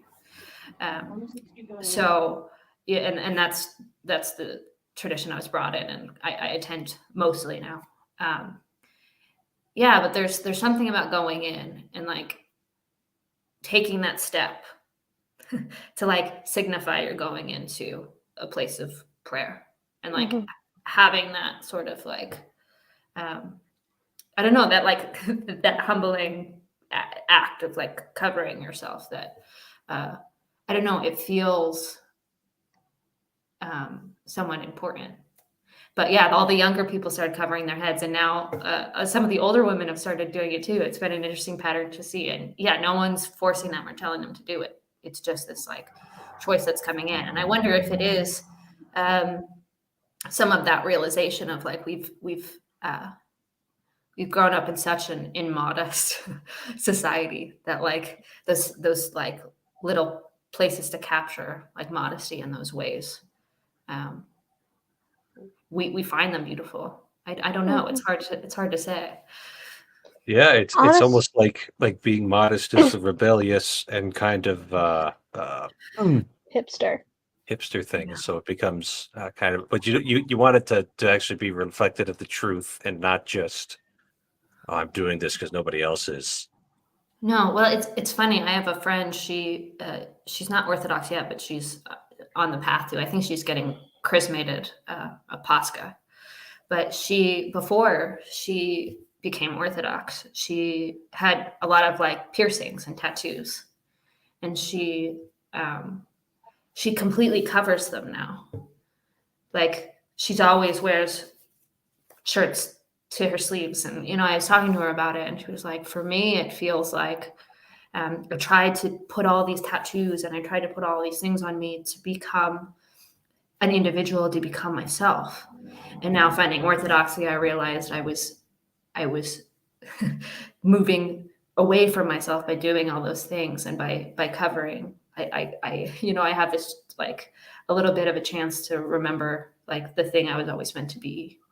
And like I thought that was so interesting and fascinating, and her perspective on that, and not like her will. No one told her, "Oh, cover your tattoos," but like she had this instinct within her to say, "Hey, like coming into Christianity, it's making me more who I always was, and I want to find ways to recapture that." And she's doing that through modesty. It's so fascinating. That is really interesting. And it was that point where she started aligning her desires and her passions internally. And then from that, we'll talk about that faith, that connection to God.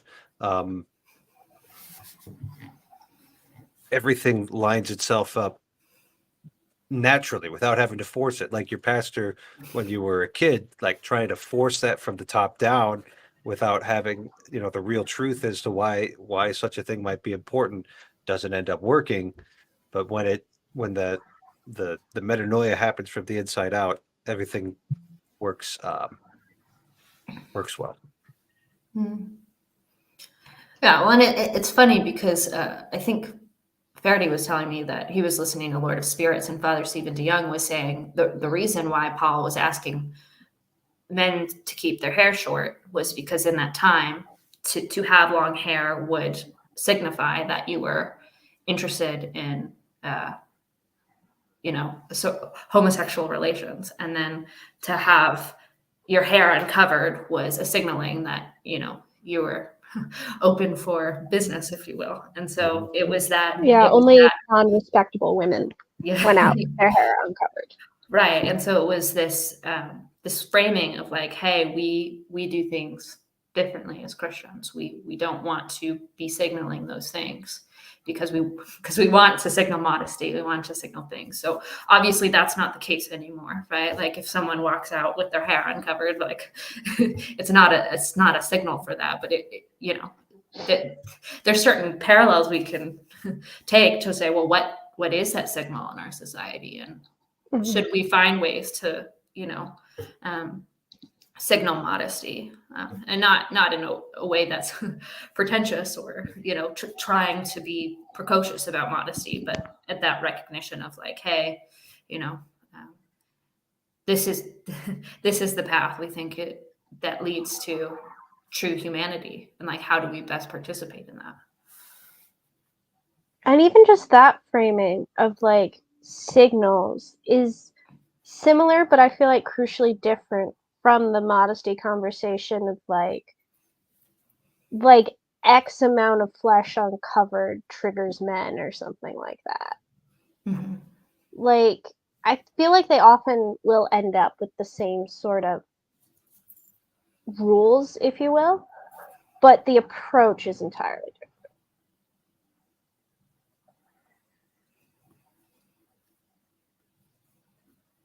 Yeah. I mean, it also depends on climate, I think, too. Mm-hmm. Like I grew up in the desert. If you wore long sleeves and long pants all the time, you'd die. Not literally, but it would be very hot, right? And so there's a different culture on the West Coast of like what is appropriate dress than something on the East Coast, particularly in the winter. And so yeah, there's that conversation too of how much does those norms, how much is it affected by weather and practicality of the life we have to live? Because I mean, there's some people who don't think women should wear pants. Mm-hmm. And it's like, well, why do we wear pants now? Well, probably a lot of it is because we do a lot of jobs that men do now as well, and so there's a usefulness in having women wear pants. But like, yeah, fashion trends have changed quite drastically, and unfortunately, there is a lot of like the sex industry that drives those changes. Mm-hmm. Fifth Avenue, what is it? The square in San Francisco. That's the big shopping mall. Well, why was it the shopping mall? Because it was the hub for the brothels back in the day, and those fashion designers pushed the fashion always got pushed by those sort of extremes. Sort of an interesting correlation that I don't think we think about very often. Yeah, and that makes it more difficult to untangle too. But like St. Paul wouldn't have conceived of anybody wearing pants. Pants were for barbarian northerners. There are some great Roman writings about these crazy barbarians who ride horses all the time and wear pants. And it's very strange, and no one civilized would do that. Well, they've got a point. Just kidding. But no, it's interesting the way these things sort of correlate and like what they signal for us.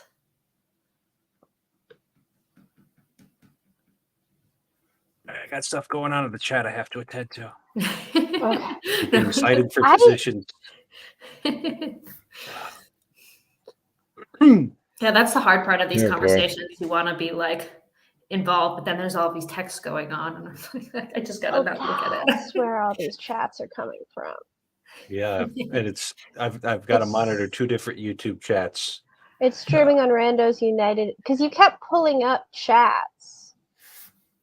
And I was like, where are all these chats coming from? Yeah. The dual stream. That's what StreamYard does. Because I like to have the chats open so that I can see things. But Mm-hmm. Yeah. Oh, speaking of modesty and what was it? Estuary. My church, or at least one of them nearby, is thinking of starting some street evangelization stuff. So What does that look like? What does that mean? that's what I'm trying to figure out. I talked with the priest briefly about it, but we don't really have too many details yet. It's more like something they just thought of to do, and now they're working out the details. So hopefully it can be something where it can be fruitful for religious or philosophical conversation. Yeah. I mean, there are some people who get converted by that. Yeah. Pastor Paul's told some of those stories before of they just went out there and they encountered somebody and like that's what they needed and it brought them in. So it tends to be a bit of a casting a wide or like a shotgun approach. We're just going to send this out as far as we can and hopefully it'll hit something, but it might hit something. Yeah. That's the hope. You think you'd want to do that, Andrew? I think so. It does depend on like how it's done, of course. But I think I would want to do that.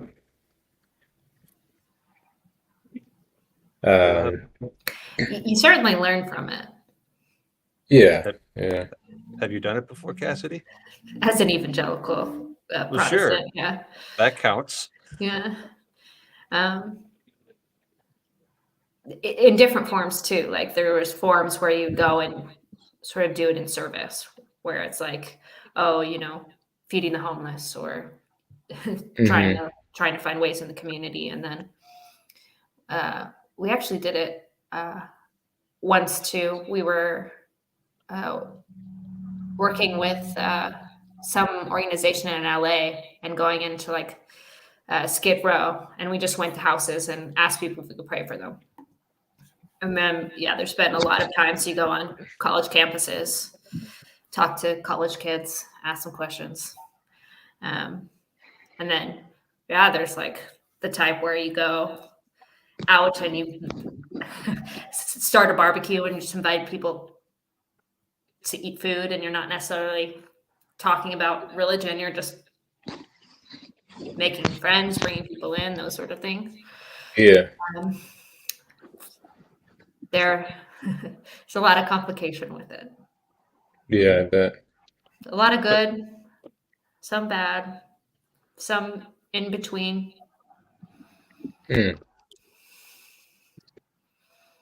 Yeah, well, I mean, if you're actually putting yourself out there, that's going to be what you're dealing with.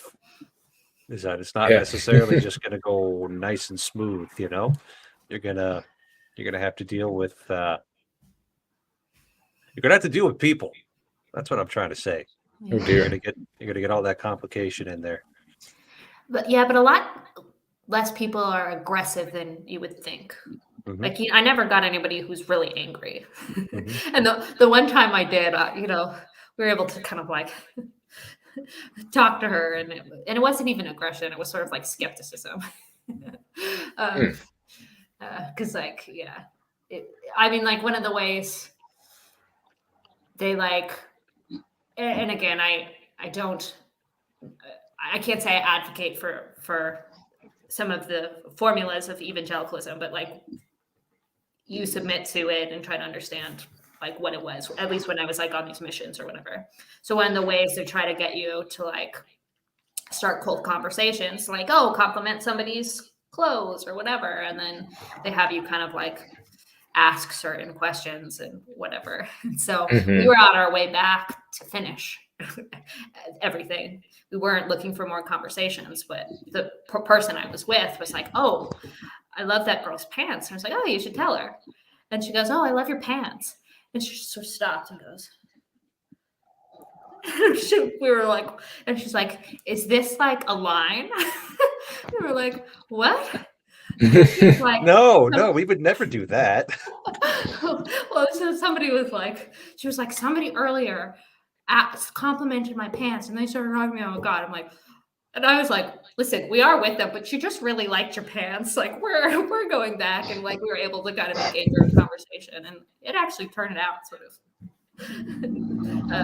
like nice. But I think also it helped that I was there, because I was a little skeptical of the sort of like cookie cutter way of things were going, and I tended, I think this was even before I knew estuary was a thing or Paul or whatever, but like I kind of operated in that spirit anyways, where I like talking to people about religion and questions, and I didn't have that like need to be like, oh, I want to get them. Like I want to bring them to Christianity. It's like it clearly worked for me, and I thought it was like true for others.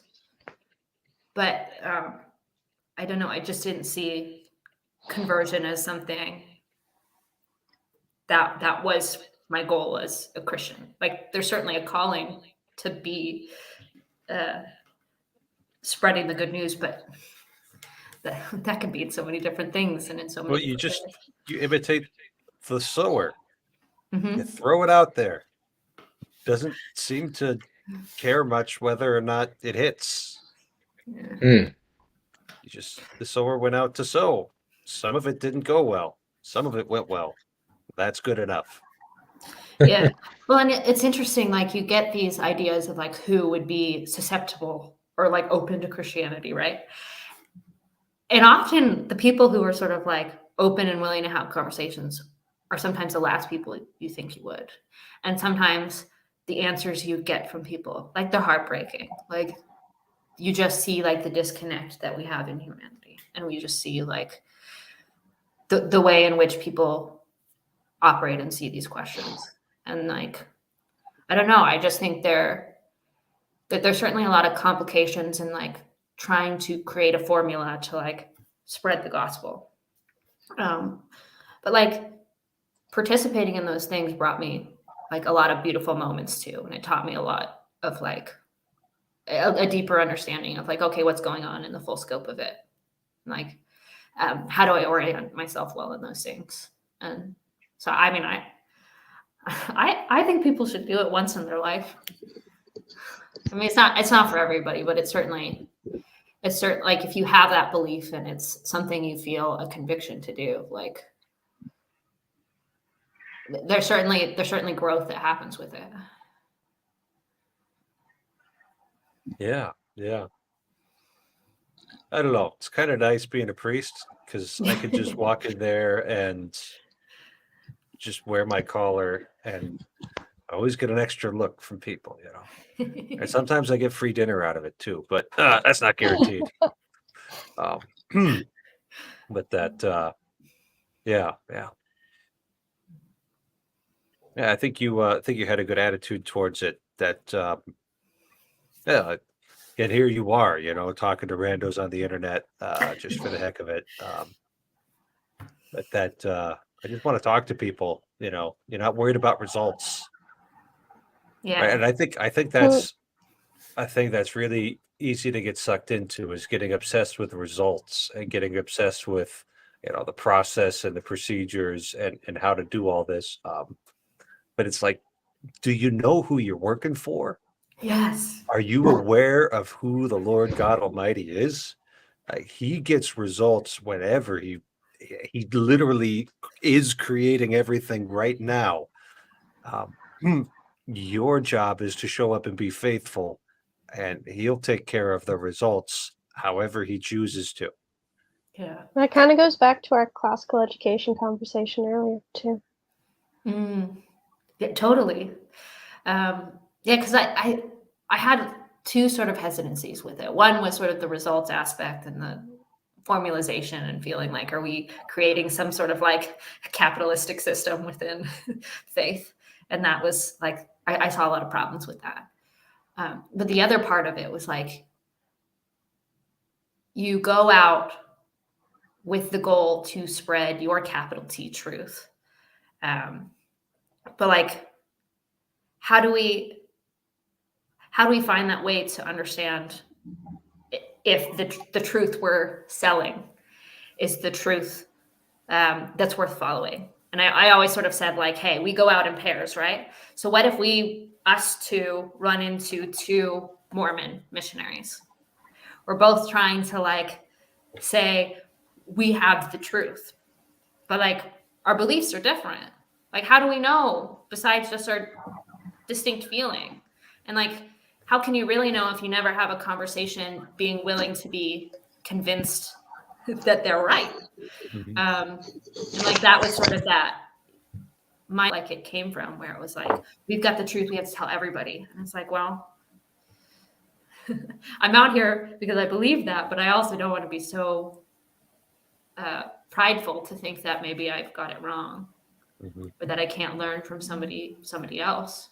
And it gets complicated. It gets complicated too when very young Christians are sent out. It's like they become saved, and then immediately it's like, okay, go tell your testimony. And it's like, Yeah, I had that feeling with Shia LaBeouf and Bishop Barron. Did you ever see that conversation? It was like, I saw pieces of it. yeah, I've I mean, seen it. it was a fabulous conversation, but it's sort of like this guy's been doing this for like 4 months now. Well, it's like when I thought you were Kanye. gonna say 4 minutes. Yeah, Well, it's may like as when well be 4 minutes. Well, it's like when Kanye came out and he did that worship album, and all of a sudden, all of these Protestant churches and people were putting him on this pedestal, and they're playing this music, and they're letting him come and speak, and it's like that is going to do. I think that's going to do a disservice to him. And I mean, He's a little too wild to be up on stage in a church. well, that's what happened with music, right? He had this incredible talent that people recognize, and they fed into it, and they gave into it, and they gave him everything, and they looked past sort of the wildness of him.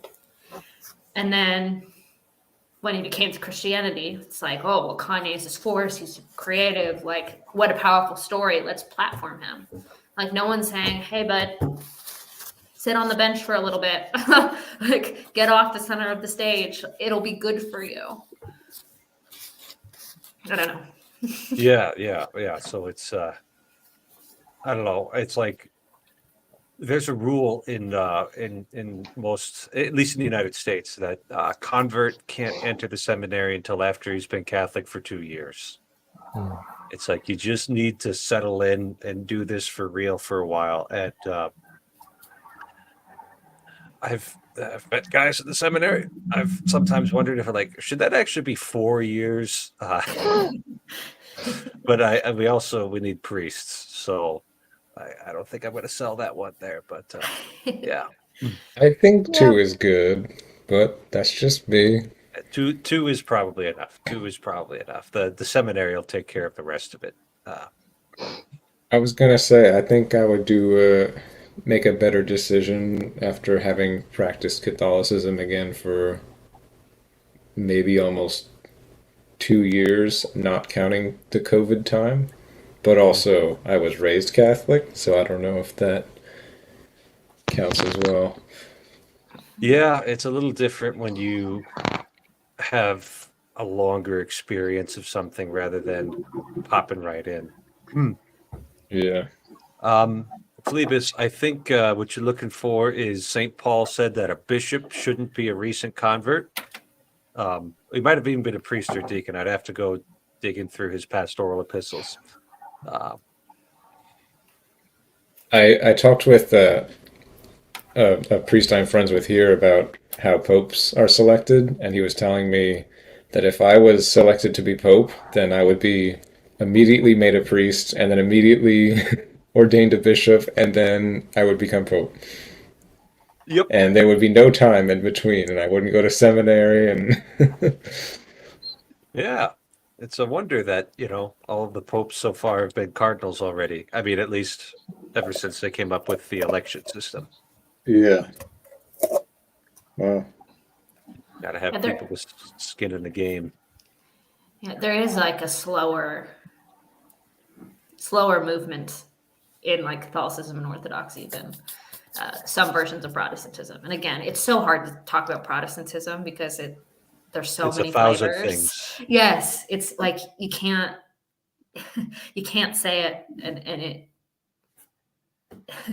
mean this like the same thing. It's too broad of a word, but yeah, there is that sort of like, I don't know, it's like this capitalizing on the passion of a new convert. And like we've all seen it, I think, even in like Orthodoxy or Catholicism, when someone finds it and like they have this excitement and this joy and they move into it. And like you could see why someone would want to encourage that. Yet, yeah, there's a whole part of it. It's like, well, how do we kind of teach people that like to get to the how and the what, it's sort of missing.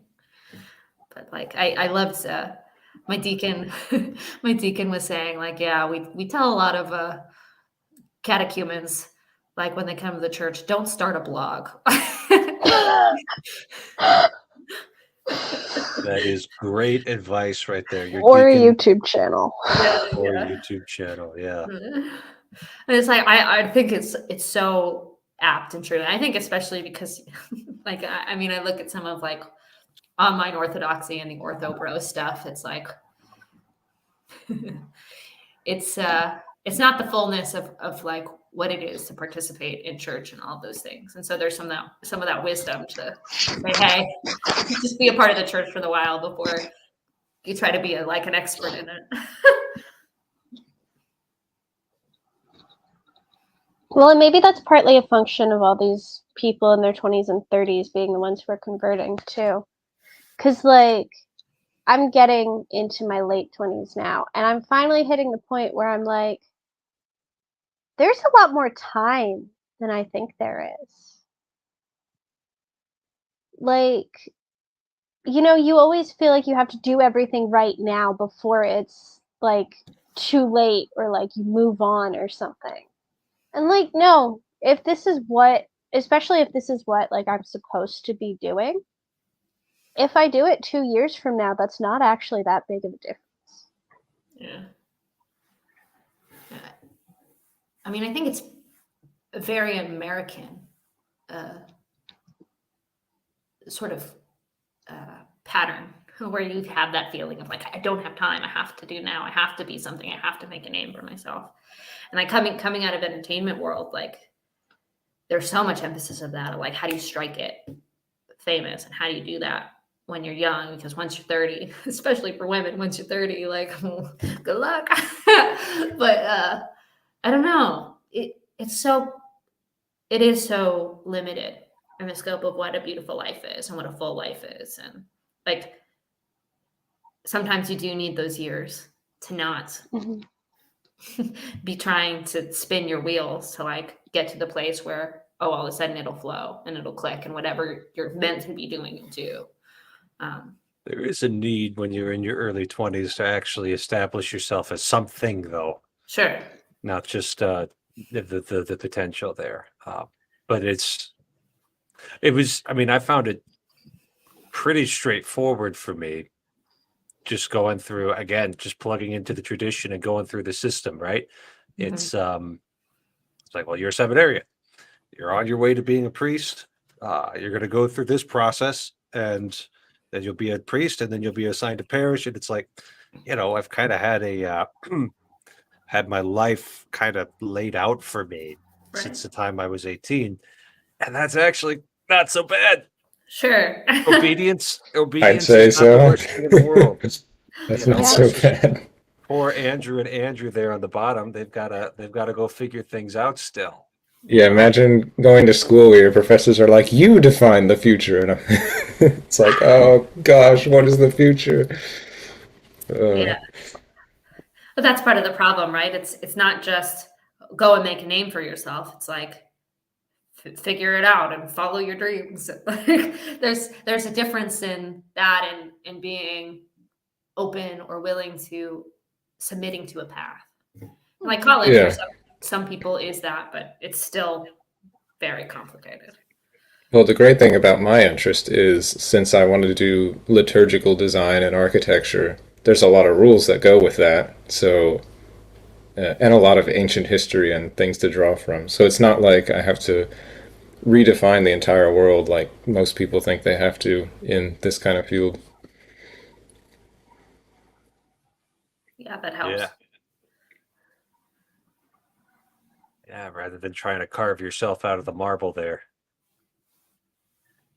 That would be fun. No, it would be awful. What happens if you What? knock your nose off? Oh, Carving well, yourself out of the you have nobody to blame but yourself, doesn't that happen to every marble sculpture though? The noses get knocked off eventually. It's a rite of passage. Yeah. Oh my. Andrew, not Kay. You've been quiet so far. What's on your mind? Nothing too much. I mean, heck, I'm a catechumen, so this whole thing pertains to me. Oh, catechumens being silent, you know. Honestly, think- seminarians should be silent too. Mm. As a former seminarian. Yep. A thing that's been helpful is, so I'm the crazy guy that caught up with the whole Orthodox craze, and went. Oh, are you killing me? He's in a college dorm. Yeah. My undergrad friend group, not the whole school, had a saying like, freshmen aren't really people yet. And I was kind of annoyed by it as a freshman. But after that, I've come to realize that like they're not entirely wrong. Because what they mean by that was like freshmen should listen more than they should talk. And you probably shouldn't date older students in your freshman year of college. And both of those, I think, are by and large true. Yeah. All right. I'll remember that. It's like have you guys ever read Brideshead Revisited? Yes. Oh, it's a fabulous novel. Put it on It your is. list. But it's What talking I've seen about of the miniseries is pretty good too. I haven't seen the miniseries. I've only read the book. So It's one of those fairly faithful BBC like 6 adaptations. episode retellings. So. But it was there was this older student giving Charles Ryder advice about being at Oxford, and one of the things he says is that the friends you make in the first 2 weeks of school are not going to be the friends you keep throughout. I was like, that's interesting, right there, because I've seen that happen, and apparently it was true back in Oxford back in the 1920s as well. Yeah, sometimes it is, sometimes it isn't. Yeah. I mean, I actually did like assemble a friend group in my first month of undergrad, and we're still close today, 3 years out. of Well, school. Oxford was all men back then, so That might have had something to do with it. Well, I also made friends at the beginning, and they're still kind of the closest people I'm with in the studio. So all I don't right. know. All right. Maybe it's different these days. I I think didn't it just make depends on anything the first. person. I think it Maybe just that was depends on the Oxford. person. Maybe that was more about Oxford than it was because you College. got all these Humanity. ambitious men trying to climb up the ladder, At the Oh scene of yeah, Well, somebody that's- actually. holding on to your foot and gonna drag you down, you just gotta pick them off. Isn't that the whole point Yep. of that cousin giving that advice too? Is he's the big social climber trying Yeah, to get his that's it. cousin to be respectable and not drag him down? That maybe said Yeah. more about him than it did everybody else, huh? Maybe. But Charles Ryder didn't meet Sebastian until he was a few months into college, right? I'd have to I think reread it. so. Yeah. I think so. Well, and he met him in a rather spectacular way. So Oxford was the MIT of the early 20th century England. I see. Okay. I said that one for clearly, I Mark. don't know You'll get things it. about MIT. You got to watch the movie Real Genius. It's brilliant. Uh-uh. It's brilliant. I watched that when I was hanging out with Mark.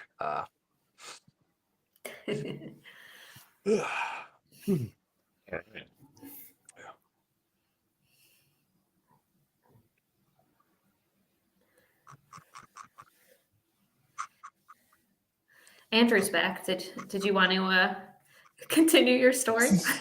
Sure. Yeah, the good thing about going Oriental Orthodox is that because everything's like so foreign, you're immediately hit with like a sense of humility, you know? Like, yeah. Do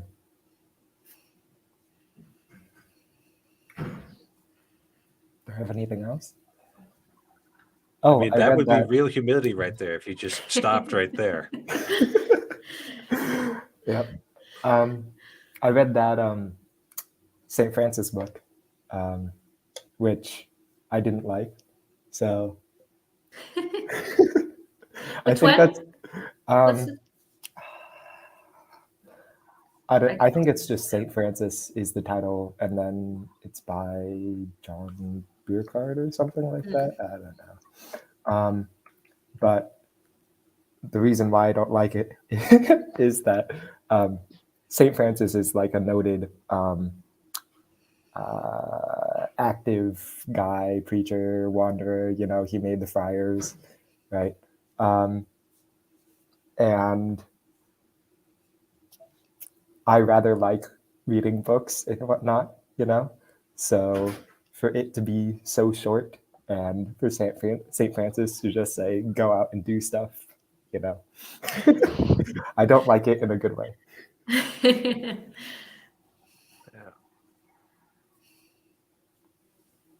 Alrighty, Mark. Mark understands Real Gene. He's the one who introduced it to me. Key movie to know life, and he's actually correct. But yeah, that MIT culture looks a little bit wild. They early on in the movie, somebody freezes the hallway, and they're all like sledding down the stairs there, and yeah. And then it's also got this political angle in there. It's a low-key war on the deep state movie. Interesting.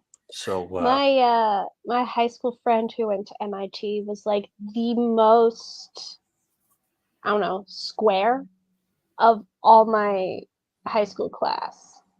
So I doubt she got involved with any of that much.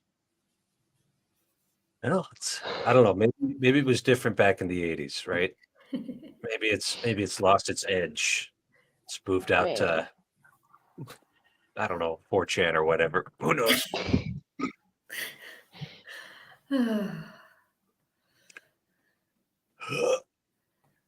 What is it I was looking at? There was some like extremely nerdy database that's hosted on MIT. I want to say like database of Dungeons and Dragons rules or something like that. And I was laughing about how that seems very on brand for MIT. Just nerd fun.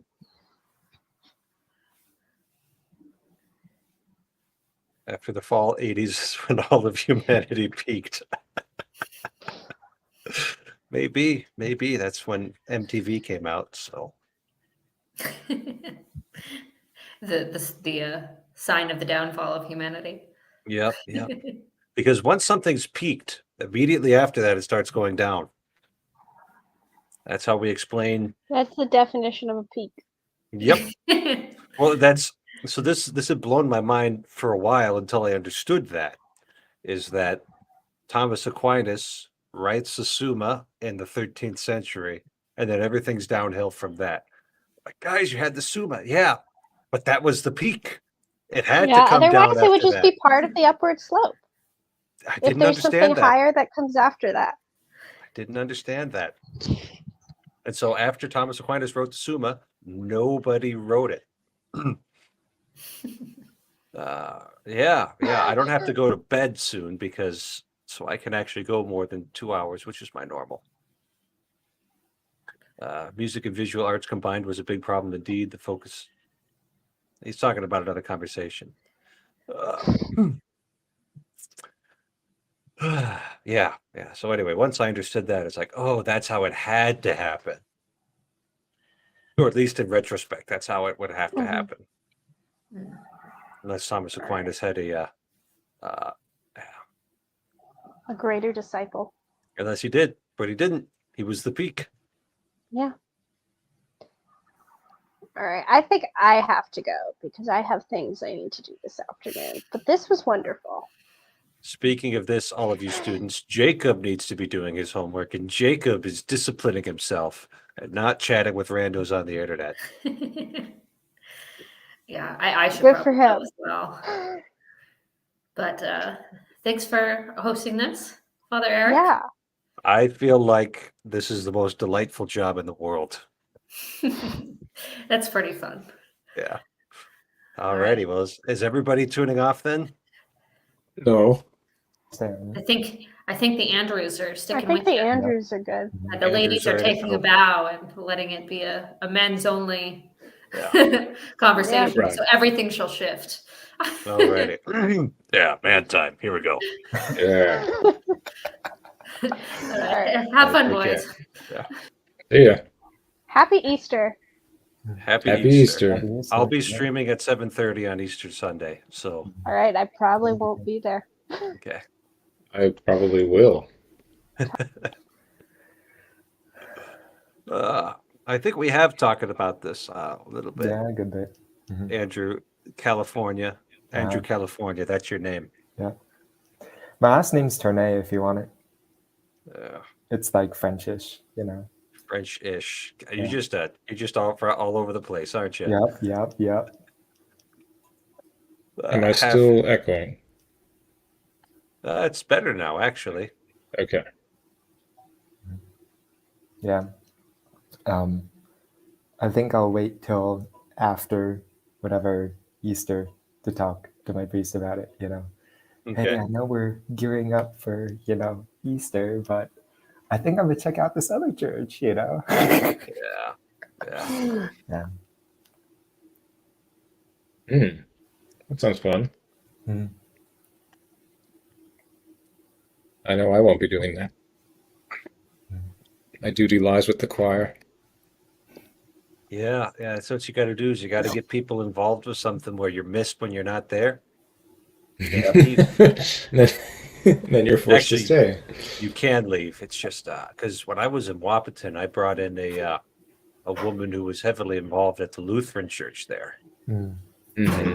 And this Lutheran church, it left her. She didn't really leave it because it like taken the pews out and started putting in chairs and like put a coffee bar in the back. And she just liked being Lutheran, you know, didn't want to be evangelical light.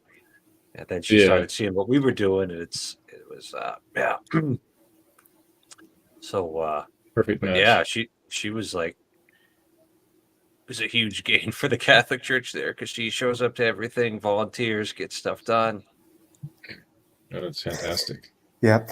Yeah, I've got a friend who's going through that same thing, where the Lutheran Church is leaving him, and he comes up to me and he's like, you know, how much of your service is in Coptic? And I'm like, about a third. And he's like, yeah, okay, I don't think I can go to yours then. You'll pick up on what the Coptic words mean. Yeah. You just go there for a couple of years, and it'll all seem normal. That's the point I make about the Latin Mass. It's like, well, if you're doing this every week, Yep. Like you're gonna figure out what domine non subdignus utentre subtectum meum sed tantum dig verbo et sanabitur anima mea means. Yep. Like, you'll get I know that. Andrew knows that. He's only been going to Latin mass for like a year and a half. He knows what it means. Actually, a little more than a year. A little more than a year. Yeah. Maybe like once a week. So yeah, it's actually it's funny because I didn't have it memorized, and then at one point my choir director Brendan and I just kneeled down to do it because that's the part of the mass, and I pick up the paper to like find it and read it off the page, and he looks at me and he's like, Andrew, you haven't memorized it yet? Unbelievable. And then I'm like, oh, okay. And then suddenly the next week I have it memorized, and I didn't really practice or anything. So, Mhm. you know, Mhm. I guess it Yeah. helps not to look at the paper sometimes. Mhm. And it only took, I think that was like 6 months in. So it's actually not that hard. Yeah. Online there's these like Coptic whatever learning sites and whatnot, and it's kind of helped to like just learn the letters. That way you can like read it and at least like pronounce it phonetically, right? As you go Mhm. through it. But I yeah, suppose bring that's no a little fast. more foreign than Latin is. Mhm. Yeah.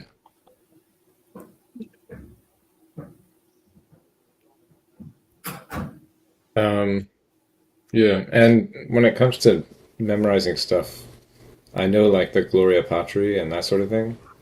And I know Ave Maria and Salve Regina, but only singing it. I can't actually recite it by Yep. can't recite Yes. it by like just saying it. I have to sing it because that's how I've memorized it. It's the same thing with the creed. Like, Yeah. you know, if I lose it like halfway through, I'm just like, ah, shoot, gotta say the whole thing again. You have to start at the beginning. You can't pick it Yeah. up halfway through. Exactly. Yeah. It's so weird. It's funny. I'm sure someday we'll actually understand neural nets and we'll understand exactly why that works. But till then, Yeah. it's just your own machinery is unreliable. I guess so. You're not reading things back like a computer. I watched a video about analog computers yesterday. Hmm. Holy mackerel, that stuff's cool. Oh yeah, you watched after the conversation. Yeah, yeah. I was like trying to figure out. Mark's telling me all about these analog computers. I'm like, what are the first? So what was the key insight is that analog computers can mostly only do one thing, Hmm. right? And so it's like a miniature model of some larger part of reality. Okay, that's So interesting. so like this one was designed to chart out the tides. This was built in like the 19th century, and how to chart out the tides in a different place and like make predictions about when the tides are going to come in and come out. Apparently, that's a really difficult mathematical problem, and Hmm. it was he built like this. Oh, it was you just got to watch the. You just got to watch it yourself. I'm not going to be able to do it justice trying to talk about it, Okay. but what the thing is that you've got this miniature model of reality, and the inputs and the outputs are not as precise. There's a little bit of wiggle in the system, Yeah. but it also allows them to do the calculations that they do with very little energy, very quickly. So, That's yeah, that's pretty useful. I guess if you don't need precision, then there you go. That's what you do. so like some of these early computers were also supposed to be like anti-aircraft guns. Oh wow. How to compute, and it's like if you're off by 3 inches and you still hit the plane, mission accomplished, right? Mhm. We're not all that worried Yeah, about that. true. Um, or if it's like, yeah, it's cool stuff. It's cool stuff. Yeah. And now they're making like these, they're actually making like microprocessors that have technically analog gates. They're not digital, and they're going to use that for the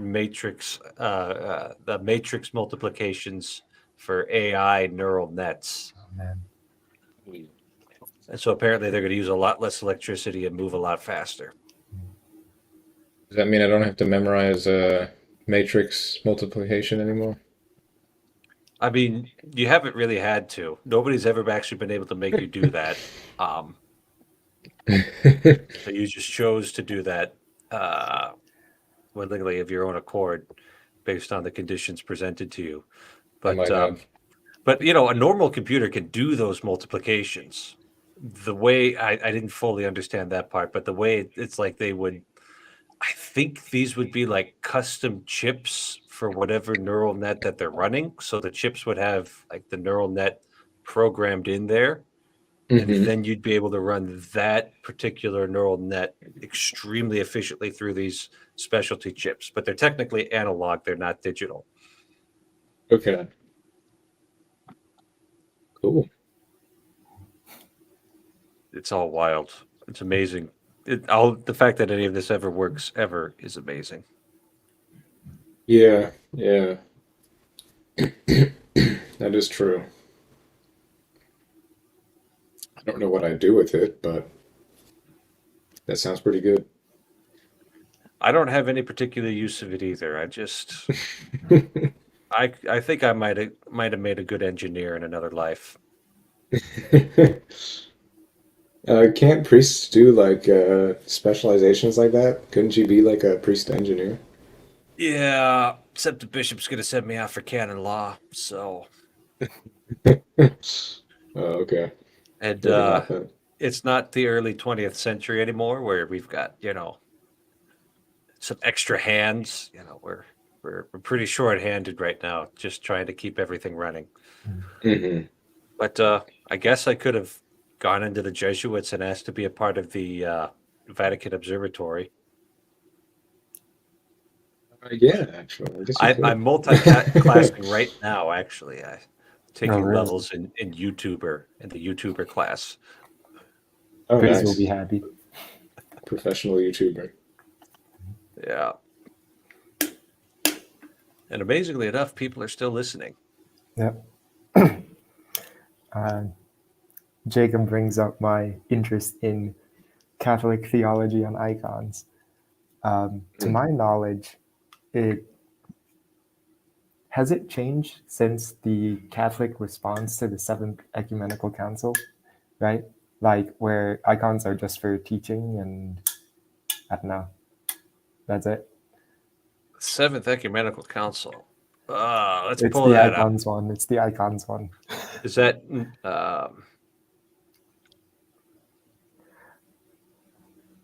It's by Empress Irene. Second Council of Nicaea? Might be. Yeah. So, I mean, we consider that also a Catholic council. Really? The last, 787, we accept that one. So what about that? Yeah, the papal legates voiced their approval of I'll show you what I'm looking at here.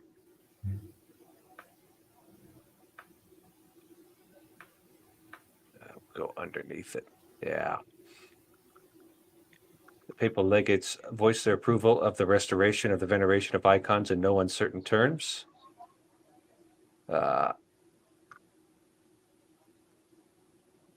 Yeah, so I don't know where we would have any trouble with venerating icons. I mean, when I'm solemnly incensing the altar, I give incense to the crucifix and any other images of Christ in the sanctuary space, which isn't quite as much incense as the Orthodox use, but we're still incensing those things. And if it's the feast day of a particular saint, their icon or their relics, if you have them, can also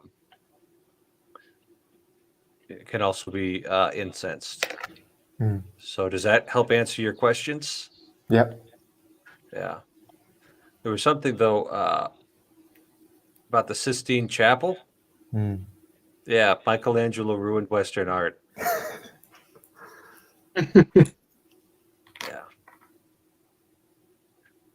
What about Raphael? I don't know. I don't know. I'd have to look a little bit more. I object to him less. Speaking of unobjectionable men, here's Adam. Hey, how's it going, Father Eric?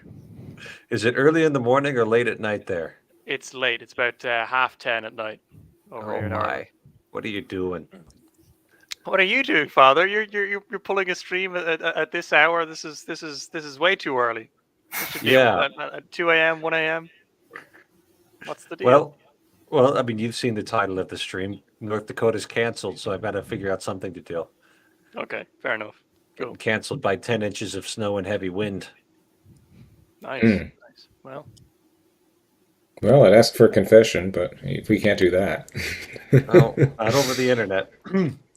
Adam's wearing a tie a lot these days. He's really classing it up there.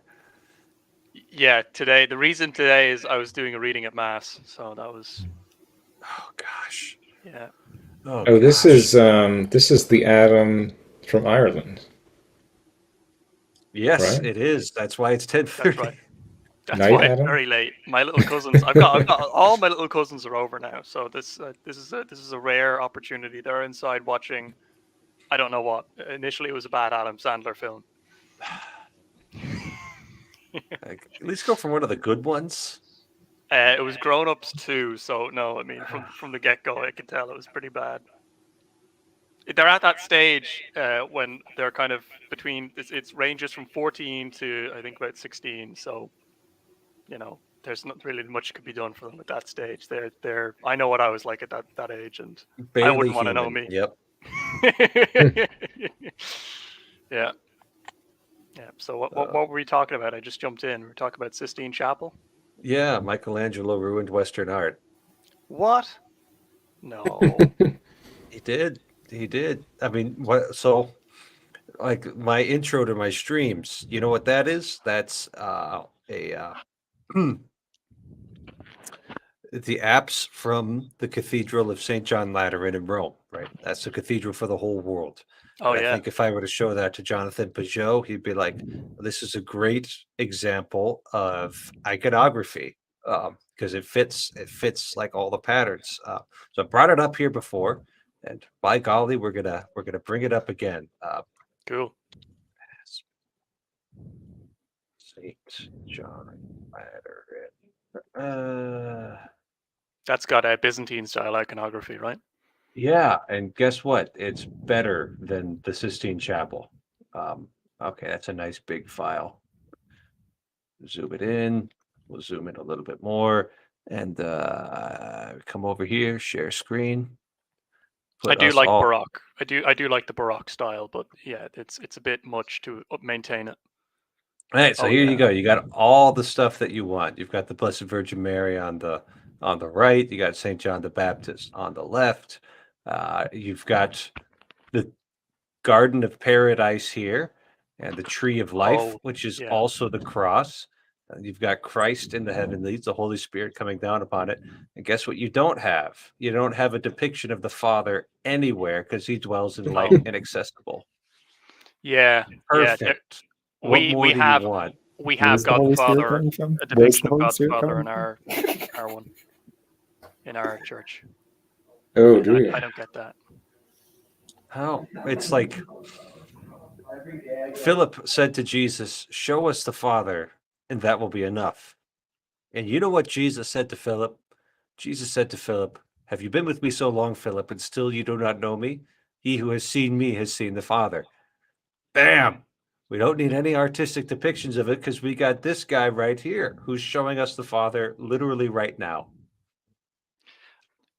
Isn't it supposed to be something like a lot of those Western depictions? Don't they kind of get away with it by saying, "Oh, that's the Ancient of Days"? They're not even trying that anymore. No.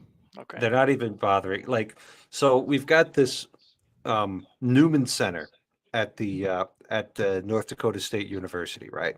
And it is an absolute awesome program. They're getting people married out. They're sending people to the seminary. They're sending people to religious orders. Perfect. People are getting plugged into their parishes. You know, they're doing what it needs to. They're building a new church because they didn't have enough space, so they tore the old church down. They built, faith-based campus housing, right? They've got this whole like complex there where we've got a coffee shop and meeting rooms and great things happening. They're building a beautiful new church for them. And they ruined it by putting a depiction of the Father right front and center. And it's just like, oh, you guys are doing so much right. And then you just stumbled at the finish line. This could have been literally perfect. Well, some people look to things that look great for examples, and then sometimes they think, hey, Michelangelo did that, maybe it's okay, and It's not okay. Who approved that? It would have gone up to the bishop. It's like, I need to get myself onto that committee. Yeah. I will sit through these committee meetings just to give that rant. Yeah, it seems to be a bit of an overstep. Yeah, to depict God the Father, because it's just too much. It's just like I don't know. You're gonna give people the impression that the Trinity is an old man, Jesus, and a bird. And that's the Trinity. Yeah. And, Yeah. if that's what you think the Trinity is, then you're just so wrong. I can't help you anymore. So anyway, wow.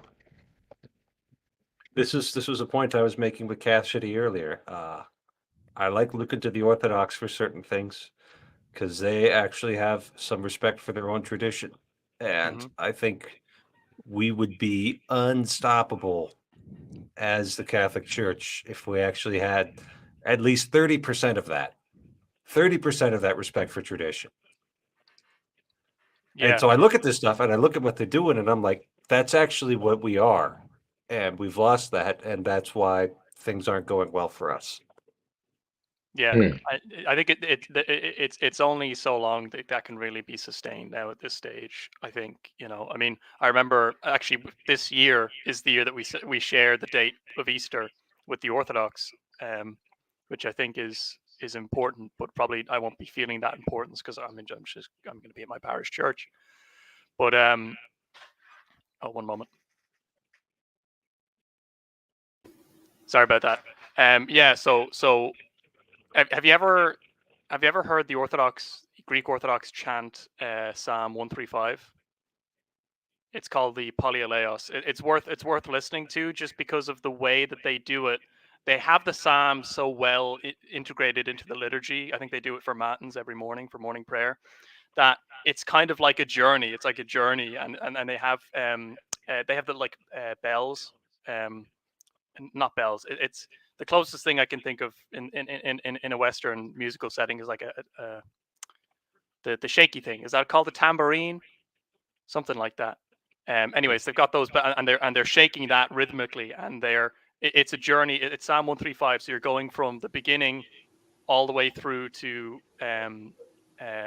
Abraham so creation, Abraham, and then Egypt, and then kind of all the way to the end where it's praising God for His greatness, and it's like this long thing, but it's heard in the voices, and I think that just comes out of the fact that it's so long. They just kind of have to keep it up for that length of time.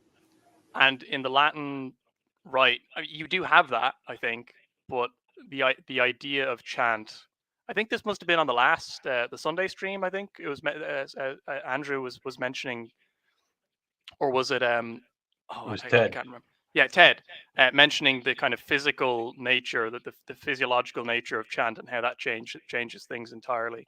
And just listening to that Psalm 135 chanted in Greek, you could hear it and you could feel it. So there's definitely something to be learned from the old tradition, and Gregorian chant, which I have another thing entirely on Gregorian chant. I think I went on in Bridges of Meaning for a while. On top of you, you've got two Gregorian chant enjoyers up here. So right, and I enjoy it as well, but I wonder how it would have sounded if we went to 50, maybe not even before 1500 or 1500.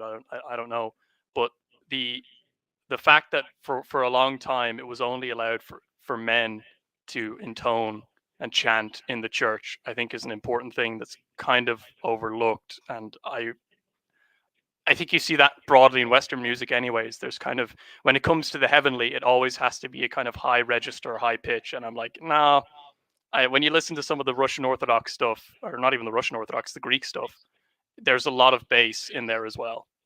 Mm-hmm. Yeah, I would like more bass, just Yeah. because I have a lower singing voice, so singing high is just uncomfortable.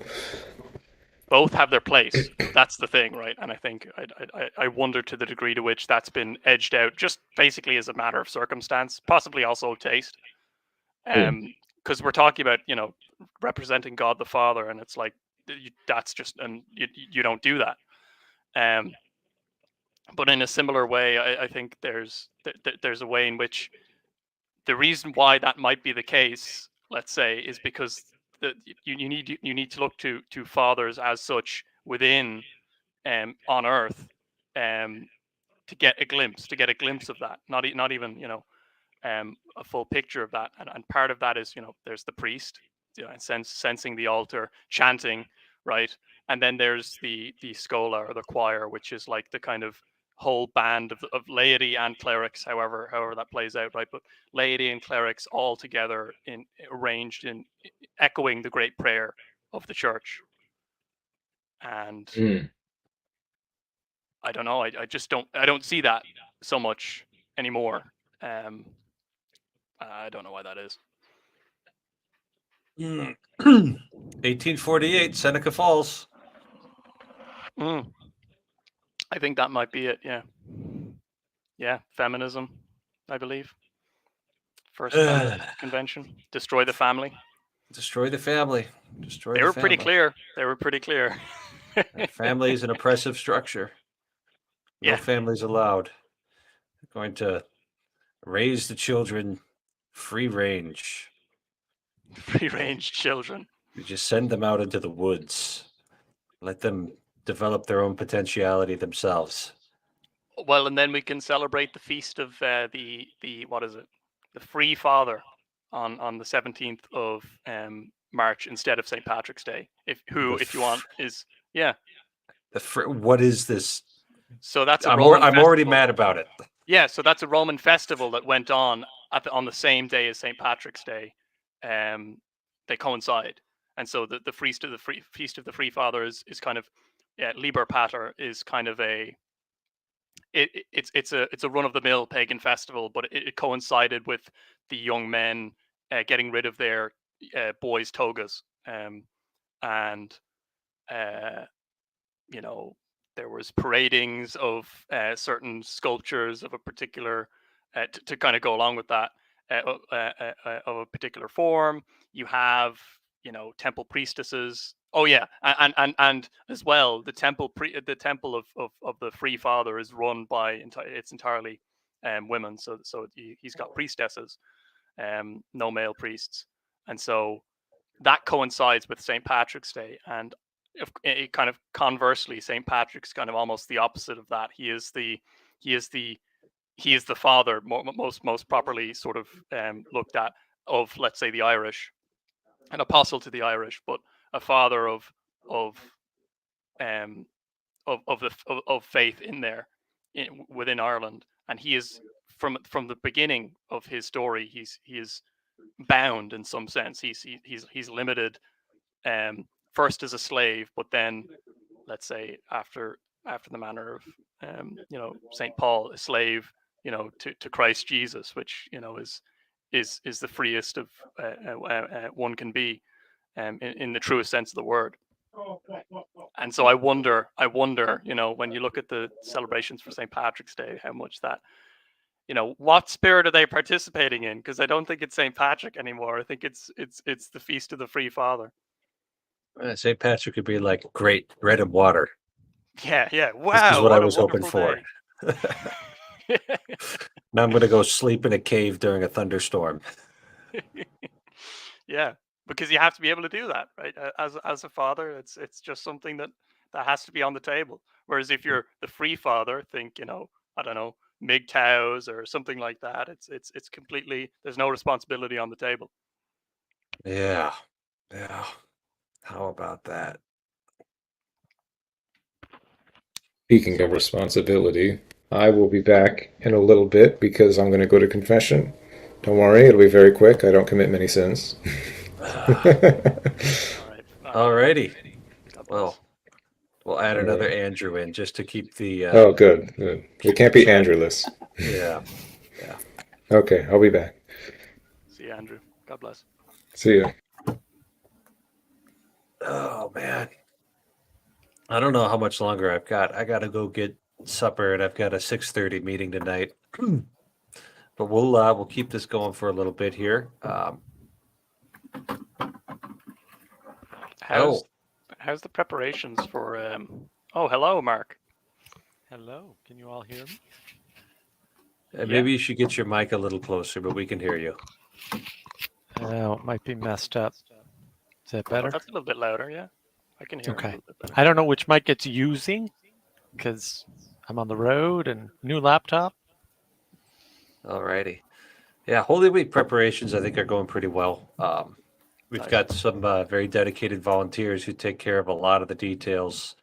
So I don't have to worry about each and every single one of them like I might when I've got my own place and everything's a little bit smaller.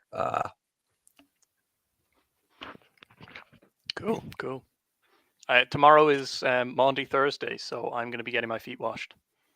Alrighty. Very Yeah. good. So that's going to be interesting. I mean, it's always Don't let Mark on. we can't be having no French Canadians. Simple as.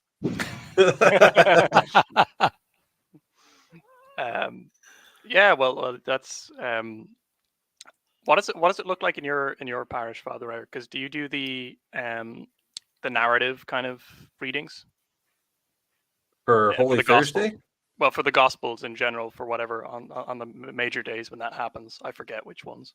So Palm Sunday and Good Friday, we do it Yeah. narrative style where the priest takes the part of Jesus and you got a narrator and a voice in the crowds. Yeah. Yeah, that's the way we do it. Is that regular? I don't know how long that's been around. So if you go back into the day, you would have a cantor and a deacon or a priest, and then you would have the choir doing the crowd parts. Oh, okay. That's interesting. So it was split up in that way, but having everybody with their, missals in front of them reading it out, that's a little new, but it's not like it's so new that nobody knows where it came from. That's cool. Okay. Yeah, I never knew that. So it was still a whole sort of thing. You were bringing in everyone to enact what's And happening in the gospel. the traditional chants, it's like the narrator would kind of have this middle point, and then Jesus would chant lower, and then the voice would chant really high, and then the choir Oh. was kind of in that fourth spot. Oh, cool. So it Nice. was, and I've chanted the Passion narrative before. I took the narrator part when I was in Detroit, my third year of seminary. I stayed at Holy Week in Detroit, chanted it at the cathedral there. I really, at some point, I'm going to get back there. I'm going to bring chanting Passion narrative to the Diocese of Fargo because we can't let stinking Detroit outdo us. Great. Detroit's falling to pieces. We're civilized here. I love it. Great. Very, very participatory. Yes, it's one of those things I think you'd like, having the whole crowd shout at the priest, crucify him, crucify him. Yeah, I think that'd work all right.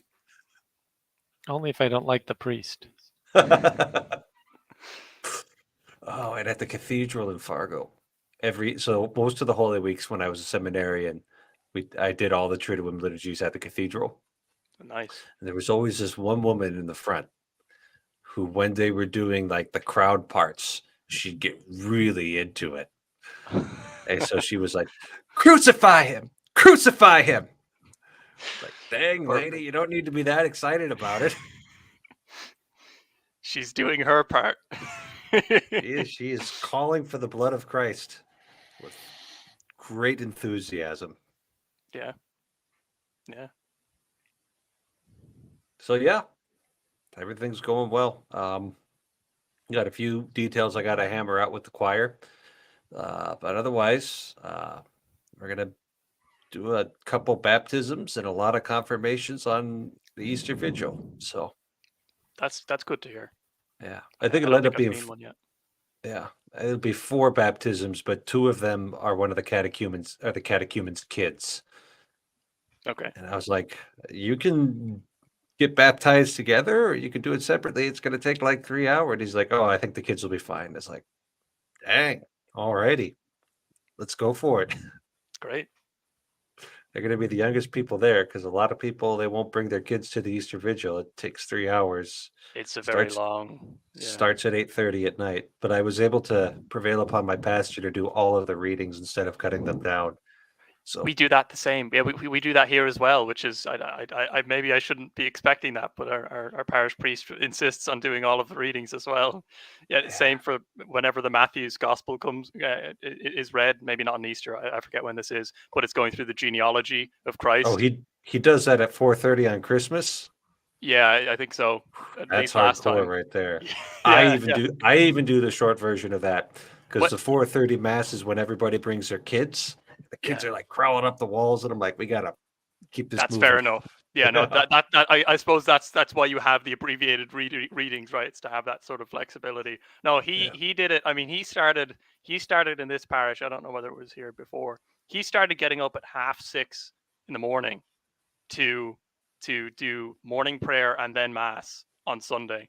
So he's I can't say that he doesn't he isn't kind of putting up the goods as well, because he's also a rather large man. So that's also I mean that's a real barrier as well. Getting up at 6:30 in the morning is and then getting to the church, opening it up, and then chanting the prayers. So yeah, full readings. I'm going to be doing the first 3, the Genesis to Exodus on Nice, the vigil. nice. Those are the best ones.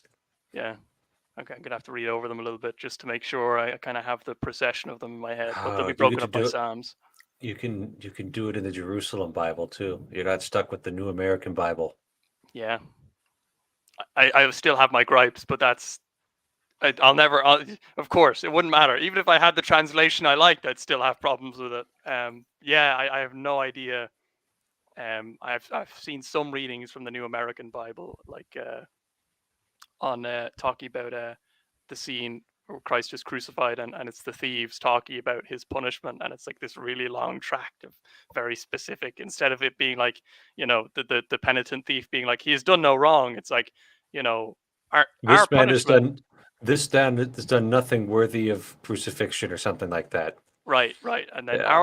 our punishment for our crimes is corresponds to our crimes or something Yeah. like that. It's a little wordy, yeah. Yeah. Now, Mark, where are you traveling right now? If you can say. I'm in New Hampshire. Oh, up to see family? Yeah, for Easter. It's $11.50 round trip. Wow. Magic credit cards. I Magic buy credit everything cards. with the airline card. and then I get a trip every once in a while. Yeah, Cool. yeah. You're using the bank's the airline's private currency. I'm amazed that all these Liberty people don't understand that. They're like, Bitcoin. I'm like, no, miles. Airline miles is a private currency. Well, or rewards points. There's thousands of private currencies. Everyone's whining about the dollar. I'm like, there's ways around that. Very nice, very nice. Well, that's good. That's good. New Hampshire. That's one of the states I haven't made it to yet. Oh, that's the pretty one. Is it? Yeah, they got the mountains and yeah, nice tall mountain you can climb. They got the Monadnock, for which all other Monadnocks are named, apparently. Yeah, it's good fishing. 4 seasons. Yeah, I've got a feeling we're going to skip spring this year. Go straight from winter to summer. Happened last year too. Oh, did it? Yeah. Does that affect farming up there? Yeah. They want to get planted as soon as they can because our growing season's so short there, Short. and they're really itching this year. It's like, when is this snow gonna melt? So they're planning around it. They're ready. They'd probably be ready to go as soon as the sun is Oh shining. yeah. Well, you've got to wait for the fields to dry out in Mm, order to get a big piece of equipment out there. yeah. Because if you go out there when it's muddy, you're just gonna get stuck and nothing's gonna happen. Right. You know, Okay. you can't take one of those big planters out there. All of the farming in my area is very big, right? I mean, you've got these combines that are the size and the cost of a very nice house. Yeah, yeah. Well, that's the thing. It's. I mean, here you do have that as well, but I think they share around combines. But you've got large tracts of land there, so I imagine if you're going to be using a combine, you probably do want to just try and own it, or at least have it so that you have you've bought it via loan, essentially. Yeah. So it's all super big out here, and yeah, you just got to wait on the weather. Just So gotta wait that on the weather. state is more than twice the size of Ireland. Yes. His state, just the state. But you guys probably still have Big. wolves and stuff. So like where Ireland edges you out, we are one big farm. Simple We as. have moose. Even better. We don't even have that. We have a few moose running around. You can get some mountain lions in the western part of the state, but not wolves. Okay, I was using wolves as a proxy for things that could possibly kill you. And again, Ireland Every still wins once in out a on while, that. there's a brown bear running around. Yeah. No, not a single one. Zero. Not one. Yeah. San Pellegrino is one of your prime currencies, Mark. Yes. it Can we is. bribe you with those? Oh yeah. Well, free food and San Pal, whatever you need. Perfect. Yes, you're like a dog. Yeah, I like whoever feeds me. yeah. You live in a car for a while in the winter in New England and with no food, and you might be like that too. Just saying. I suppose Having it's the healthy possible. appreciation for free food. Nice. Oh, I got good news, by the way. Might as well say it here. I'm now employed. Oh, Yeah. that's awesome. I got a job offer today. Little cousins were over, and they. Meanwhile, my mother heard a phone ringing, and she Somehow. mentioned it. I was like, "What are you talking about, Mom? It's fine. It's fine." You know, I'm playing with one of the 4-year-olds or whatever, and he's building up a tower and smashing it down. Yeah, no. So I got a job offer. So That's today great. has been kind of unnaturally good. Like it's morning, I get my baby cousins come over. My sort of teenage cousins come over. It's great to see them. Yeah, and it's just been a really relaxing but also profitable day. You do a reading, Thank you God. get a job I was doing the offer. reading. Like, Yeah. The women in the church were like, "Oh, you're dressed very well," and it's like, okay, great. Getting to talking to people who I'd never even talked to in the church before. So, thank God, Nice. thank God, because I have there's no accounting for that. Job you're getting, is it like a career, or is it just like this is a good opportunity for now? Could be either or. It's a technician position in like kind of in semiconductors. So I'll be working on the machines that they have there for lithography. I won't be touching anything. Not even the people who are working top in that company touch anything. They say that the Japanese come in every couple of months and maybe like touch the machine once, and we're there to kind of in the meantime make sure everything's running okay. So it could be a long-term thing, could not be, but it's good to have something where I can say I was employed for a certain level, a certain amount of time by this company for this period, rather than just saying, hey, I was a research position. I had a research position at a university. Because he mentioned in the interview, yeah. So by the way, I know you're used to stuff in university now, but you got to be kind of used to being in a job. And I was like, Okay, I'm ready for that. I wanted to put across that I wasn't completely useless. Showing a little bit of enthusiasm can go a long way. Yeah. Well, I am well, experiencing some enthusiasm myself right now. Enthusiasm for supper. oh yes. Uh oh. Yeah. So I've went 3 hours, Mark. That's nice and long for me. I I'm not gonna, I did 8.5 on Friday. and I'm not even aspiring to that. I got I'm a not live even gonna stream that try. has 1,000 views. Not the last Friday, but the Friday before. It's got 1,000 views between the 3 channels. So And we are down to 6 people watching. you got so, it. You got to catch up, Father Eric, No, I don't. That's the beautiful thing, is that we're different people with different goals. with different goals. And right now, my goal is supper. So, Ooh, Mark, Adam, glad you guys jumped on. Andrew, always good to see you. But I think we're gonna wrap this up. So, God bless you all. God bless. God See you, bless. Father Eric. See you all.